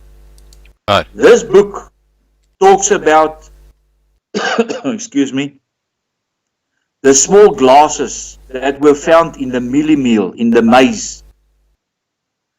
In the bully beef that was sent to these concentration camps, there were little fish hooks in Oh it. no. This particular book was actually banned by the traitor Jan Smuts. Somebody sent this to me, and this article was in the Transvaaler, which is a very old newspaper. I can still remember it as a child. Because he did not wanted the people to know about what really happened in these concentration camps. In the Bloemfontein Women's Memorial, a lot of people send me messages, and they tell me that when they were children, their grannies told them about the glass in the maize. Oh no. And the fish, the bully beef. Oh no. I went to a conference last year in Harry Smith, and I was furious. This well-educated person then said, yeah, you know, it's also, so this professor first said, you know, it's a big lie. There was never these glasses in the maize. In Harry Smith last year, this very educated person also said, it is a big lie. There were never fish hooks in the bully beef. He then wanted us to believe, I don't know how many of you know bully beef. It's got a key that you open the top lid to get to the meat. He wanted us to believe, oh, those Boer women were confused. They were actually talking about that key that opens the lid on top. Man, you are confused. I then stood up and I said, but why do you lie? Do you want to be political correct? And it's so sad. It seems like if you are political correct, you get more awards than any other people. Yeah. You even get a financial award of 500,000 rand to lie. Can you imagine if one of those fish hooks, if you haven't had food for 3 days and you get this tin of bully beef, are you going to take a spoon and just eat it slowly like you're eating your pudding or your ice cream? No. You will go crazy. You want to get it because you are so hungry. Yeah. Can you imagine the awful deaths that those women and children that got those fish hooks inside their bodies? There were no medical hospitals. Women were afraid to send their kids to these hospitals because they knew once they arrived at that hospital, tomorrow they will find the dead body there. So these 55 documentaries are available. I said, if you can support me, I need about 30,000 rand to go to Satelina, because it's a British island and it's all done in euros or British pound. And if you look at the South African rand, it's less than a toilet paper. It's almost worth nothing. I ask, because I'm a Boer, I want to go film these 3-part documentary to show our people and our generations to come what really happened. Because, do yourself a favor, go onto YouTube now and see if you find anything there about those Boers concentration camps there at Satelina. Sorry, my friend, you won't. The only thing they talk about, and I salute the French, is Napoleon's gravesite there at Satelina. At the harbour, when those Boers were you know, when they had to leave the boat, the one concentration camp was 10 kilometers from the harbour to the actual campsite. Because I love my Boer folk, I have said that if I get the opportunity to go to Satelina, I'm now 58 years old, I still can do it. You know, I say I won't run, 10 kilometers in a half an hour, maybe 4 or 5 hours. But to remember them and to say that we haven't forgiven you. I want to walk that 10 kilometers with a camera and tripod. And on occasions I will stop. Because when I read Elria Wessel's book, and I've read Thomas Peckenham's book, walking that distance of 10 kilometers, can you imagine what goes through their minds? They are far from their homeland. Yeah. Is my wife and my children still okay? Is the farm still okay? What is going on here? How long are we going to be at this island? Will I ever get off this island alive? When they arrived in Cape Town, most of them, they had no money. They had to walk kilometers to get back home. Some of them died on the route to get back. Can you imagine for that person? Maybe he received a letter, if he was lucky, that his wife is now in the Sutherland concentration camp. And whatever he endures leaving Satelina, he now arrives at this concentration camp. Now he sees a lot of women and children and asking around, where's Mrs. So-and-so? And then he is told that, there in that corner, you will find her. And for him walking that distance, and he comes to the end of the cemetery, and there is the grave of his wife and his children. Now, I have to ask you. I have to ask you a question, Rudy. Look, the crimes of the British during the Boer War are just. There's absolutely no doubt that what they did was disgusting and disgraceful, and basically is in the same league as what happened at Auschwitz. Although they didn't gas people, they made their conditions of living just impossible, so they died. As you say, they're murder camps. Now,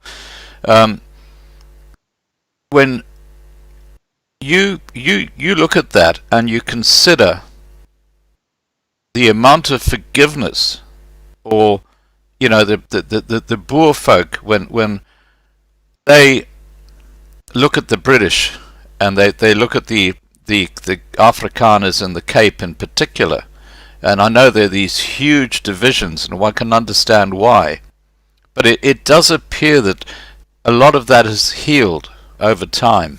What are your thoughts about that?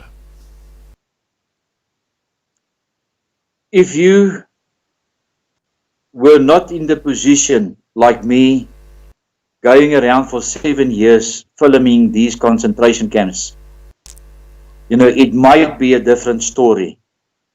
But for me, going to far out places to film and to see all these graves, For me, it's like Emily Hopper says, to forgive, yes, to forget, never. Yeah.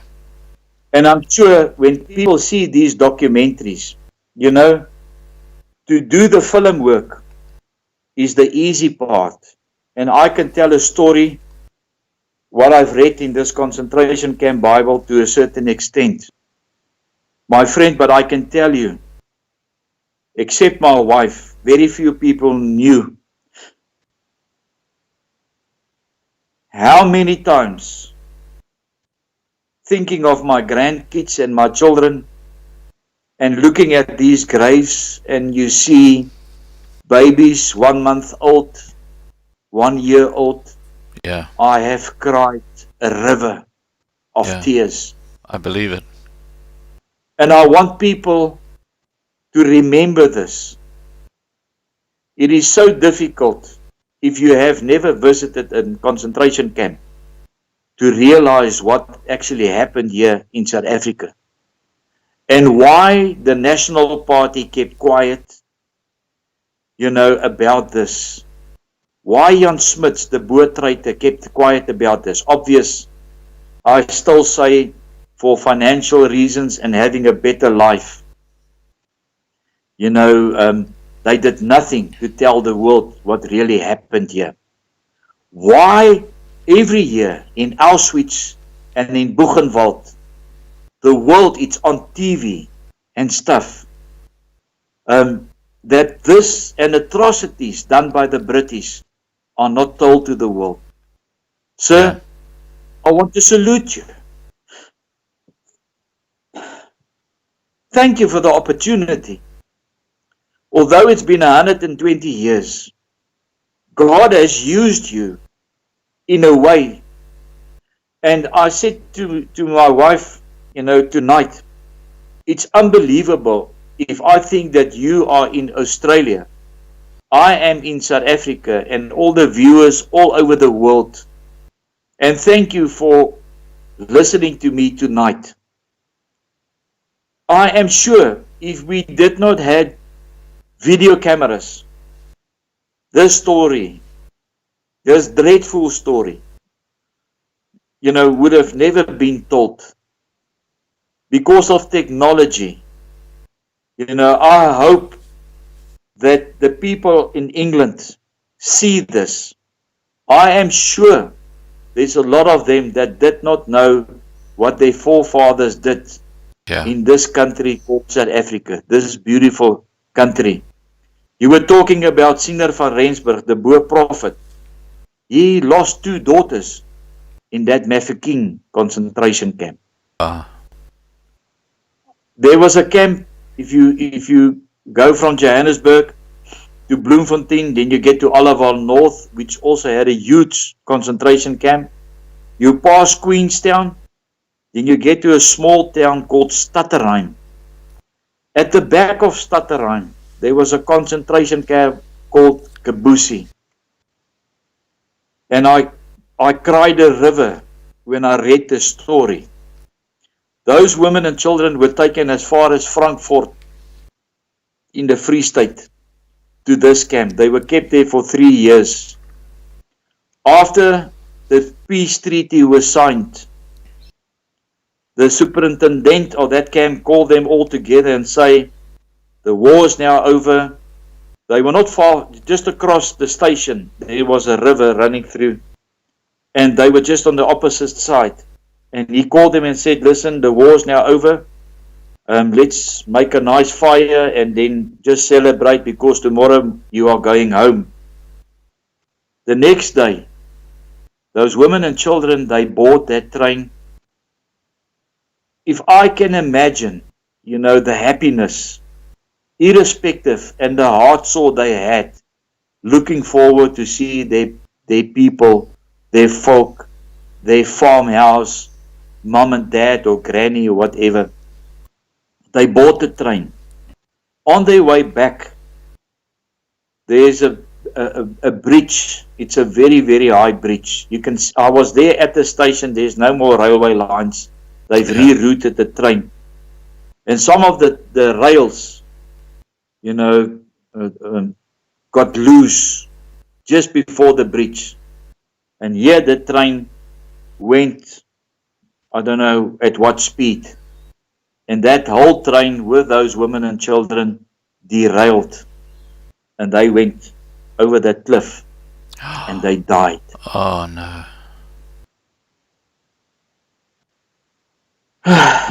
It's you know, on many occasions doing the editing of these documentaries, as I said, I can tell a story to a certain degree, but the music will tell you the rest of it. It must be very emotionally draining for you. It was the most emotional journey.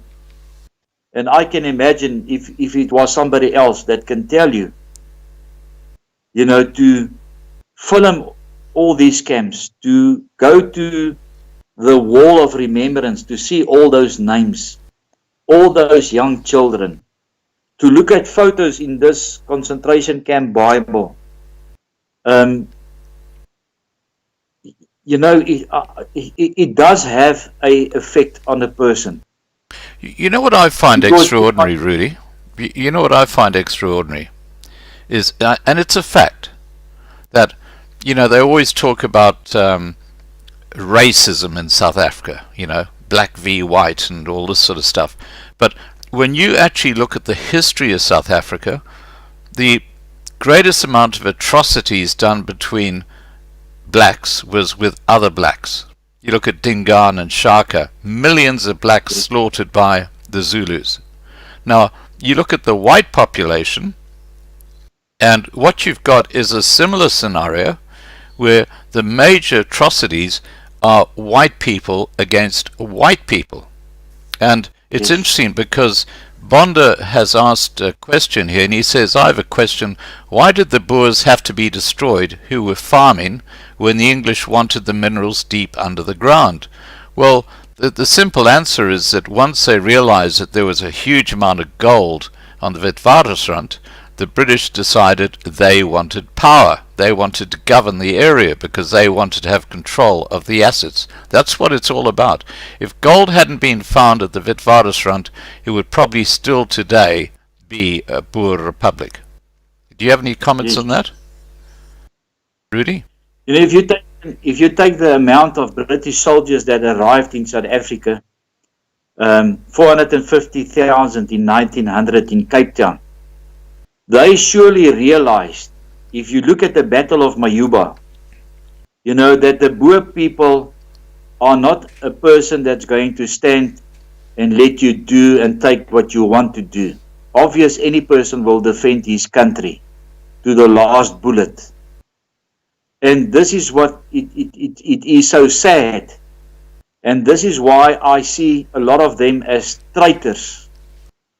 Because when they realized, and this was a very interesting question, I also then asked, Celeste Reynolds, why did the British got the African tribe of the Barolong involved? They were 450,000. Let me tell you, if you know the history, and I will put a documentary onto my YouTube channel tomorrow about Spioenkop. If you look how the Boers shot these English soldiers like flies, they realize, listen, we are going to lose this war. We are not going to get hold of the gold and the diamonds. And this is why they went, then they realized, if they had to fight some of these black tribes, man, they are going to be washed out. They are not getting what they want. And this is the thing is, all the Boers did is they wanted to defend their country. That's all. But the British had other ideas. And this is why where do you hurt a man the most? Is doing wrong to his kids and his wife or his family. And this is what they did. and the Boers fighting, sleeping in the field, being hungry, etc. When they heard that their women and children are now kept into these camps, the British, man, not far from me, you will find a small suburb called Krugersdorp. On top of Krugersdorp, there's an old British fort there. Yeah. Just below the fort, in the valley there, that's where the concentration camp was. So, in many occasions, like when they moved those women at the concentration camp in Petersburg, they took some of those women and children and let them walk, with them in like a commando, because they realized the Boers won't shoot them, because if they shoot them, the chances that they will shoot a child or a woman. So they had women and children amongst their commando so that the Boers wouldn't fire at them. That's a war crime. You see, that is typical British. Yes. Also in yes. Wow. Look, I have to say that you've really opened up my eyes on what happened in the concentration camps, and I knew they were terrible. I mean, Napier de Wit's book is covers a lot of this, but not in the detail that you've gone into. And I just want to raise one question here, and that is that today, in these days of lockdown, what we actually have is tens of thousands of whites, not necessarily just Boers. They might be English, they might be Afrikaners, but they're the white race who are living in abject poverty. They're starving. Although they're not in a concentration camp as such, they might as well be, because they're kind of concentrated in a little area, and if they move out that area, they're scared they're going to be attacked. So they're living in fear. They've got no food. It's almost like a mirror image with different criteria attached to it that's happening right now in South Africa. That's right. I have also been asked the question, why do I want to go back into history? These people are no longer with us. Why don't I concentrate on these white squatter camps, etc., that's all over South Africa? I use a different word, but it's an Afrikaans word called nedersettings. I say, if each of us just want to do one part of our history, right, it's like a puzzle. Everybody can do his or her part. There are people looking after these white people now living in squatter camps. It's actually shocking to see that. But I want my generation, my Boer folk, to always remember what happened to our people. One very important thing is, the Boer people were not responsible for apartheid. The British were.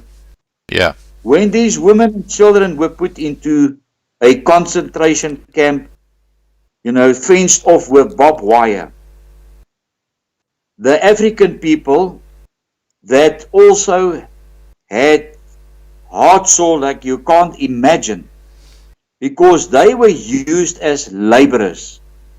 In the town museum in Vryheid in Natal, there's a big black and white poster that says there were over 110,000 African people employed by the British. The British did not build the railway lines. The British did not build the forts. It's those African people that had to do that. Yeah. When the Second Anglo-Boer War ended, those people were just left with nothing. Can you imagine now for them, no food, nothing? Where did they go to? The pass law that were here in South Africa, I grew up as a child that African people must have and pass. And that past law was blamed on the Boer people. I want to correct it tonight. To tell you, the Boer people were not the inventors of the past law.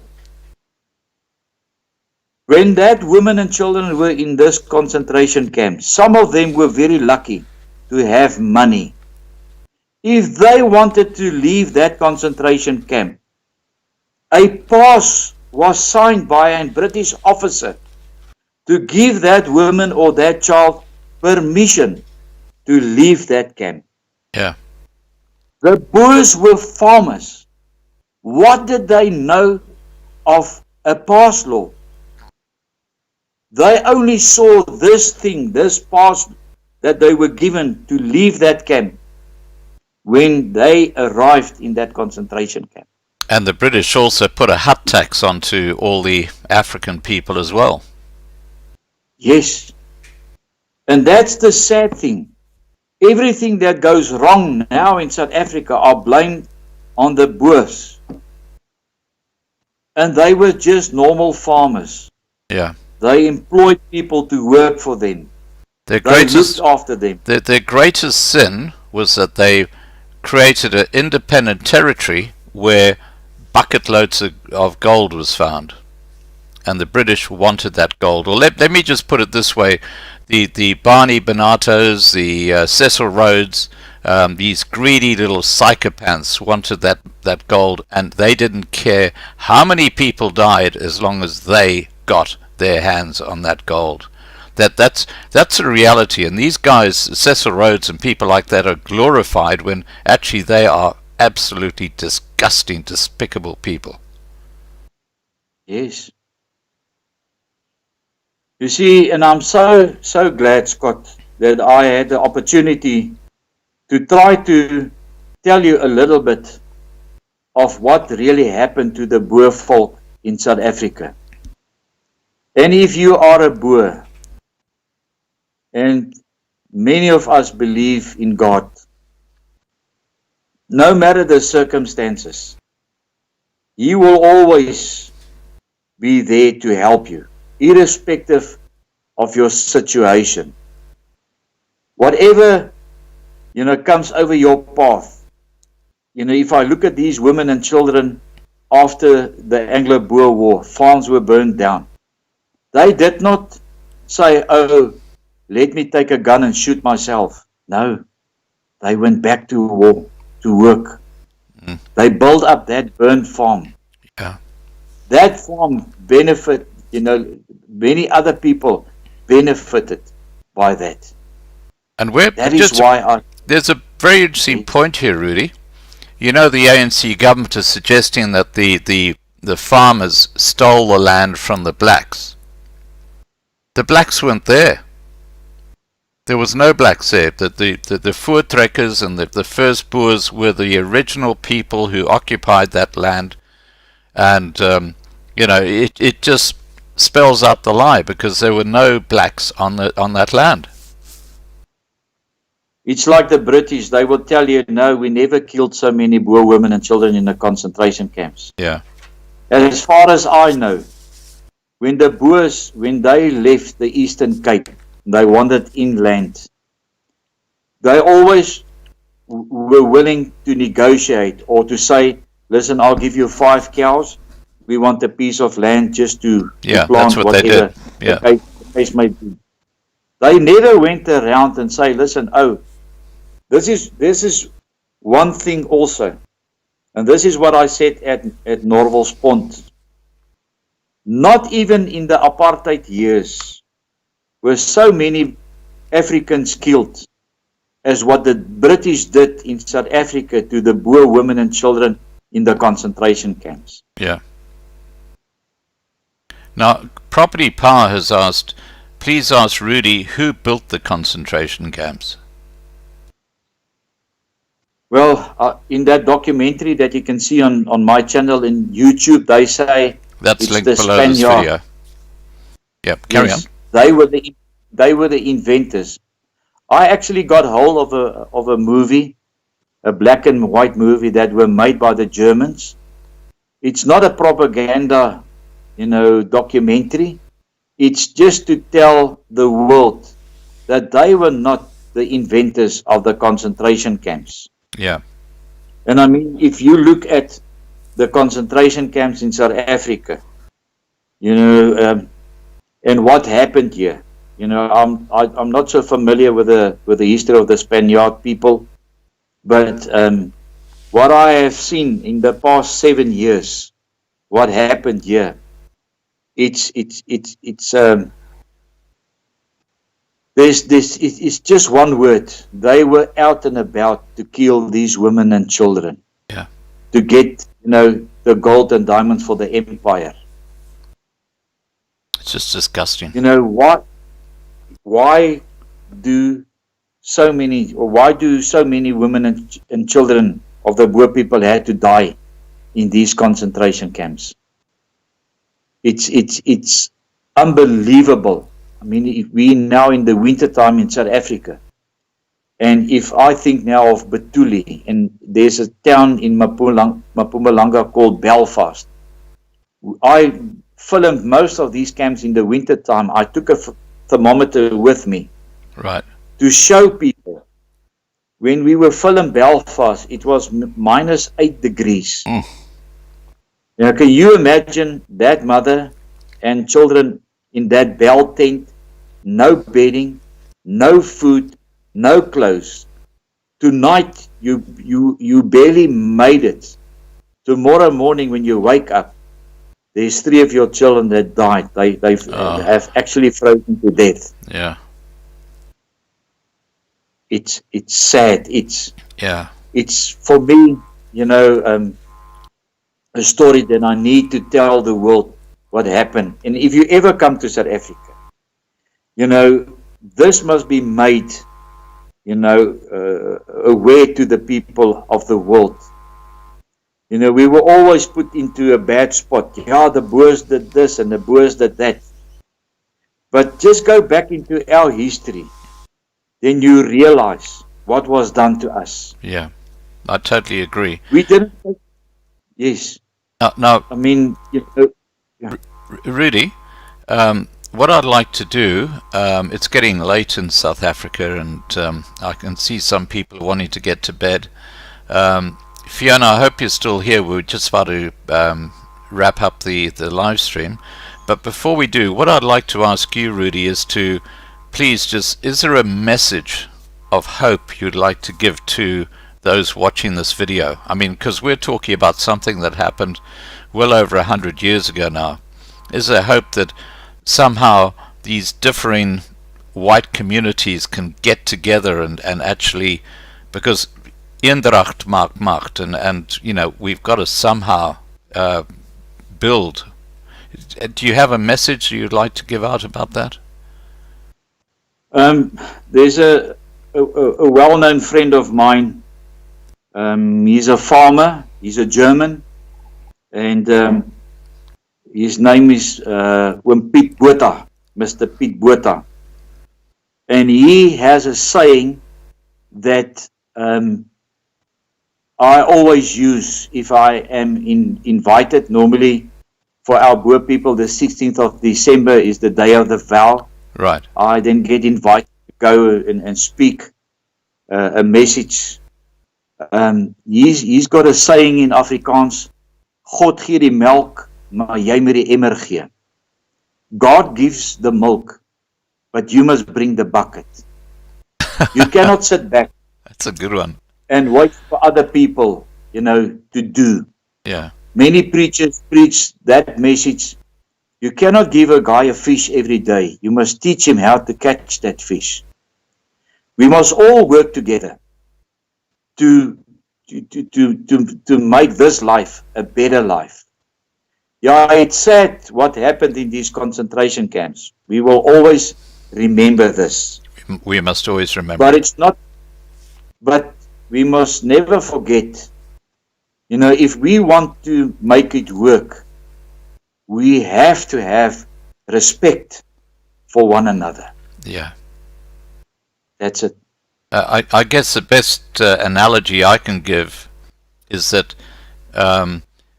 the the various white communities have put the past behind them. Whereas if you look at the ANC government, they keep on talking about apartheid days when they're failing. And I think that's a big difference between the two groups, because I do believe that the white communities have forgiven and moved on, but they will never forget about the atrocities, as you say, which is really the crucial thing that we need to get out there, and that's why we're doing this video. Now, I just want to thank the moderators who've been looking after the side chat. Thanks, guys. You're always doing a great job. I really appreciate it. For those of you who've been here and watched the video, we had up to about 400 people at one time, I think. And please... Wonderful. Yeah, now look, there'll be several thousand views of this video within 24 hours. Please, guys, be safe. Take care, and I'm going to ask you, Rudy, if you wouldn't mind sign off with a short prayer just for South Africa and for the Boer folk as well. Yes, I will. Heavenly Father, Lord, it took 120 years to tell the story of what happened to the Boer people. But I say, Lord, when that murderer was hanging next to you on the cross, whatever he did, Lord, he asked you to forgive. And you did. I thank you, Lord, for all these people that watch this program. Yes, to me it's very emotional. And maybe some people all over had experienced the same experiences that we had as a Boer folk. But Lord, I want to thank you that you made people with the knowledge of technology, because this message has gone through to a lot of people tonight. Lord, we don't know their circumstances. I want you to bless each one of them. I want you to speak to their hearts, to tell them, what really happened to the Boer folk. And Lord, the Boer folk are people that forgive. They just want to carry on with their lives. I want you to bless Scott as well. Lord, thank you that you have used him, that he has contacted me to tell the story of the Boer folk. Bless each one of them. And thank you that through all the heart sores and the things that happened to the Boer folk, Lord, that we have never lost faith in you. And by that, Lord, we can stand up. We can look into the sky and we can look into the future that you want to give each one of us. Lord, bless each one. I thank you in Jesus' name. Amen. Amen.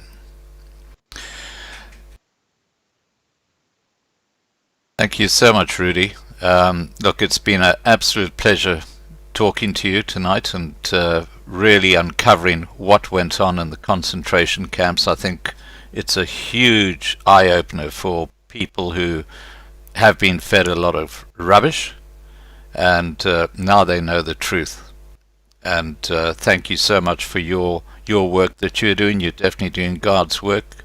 You're letting the world know what actually happened.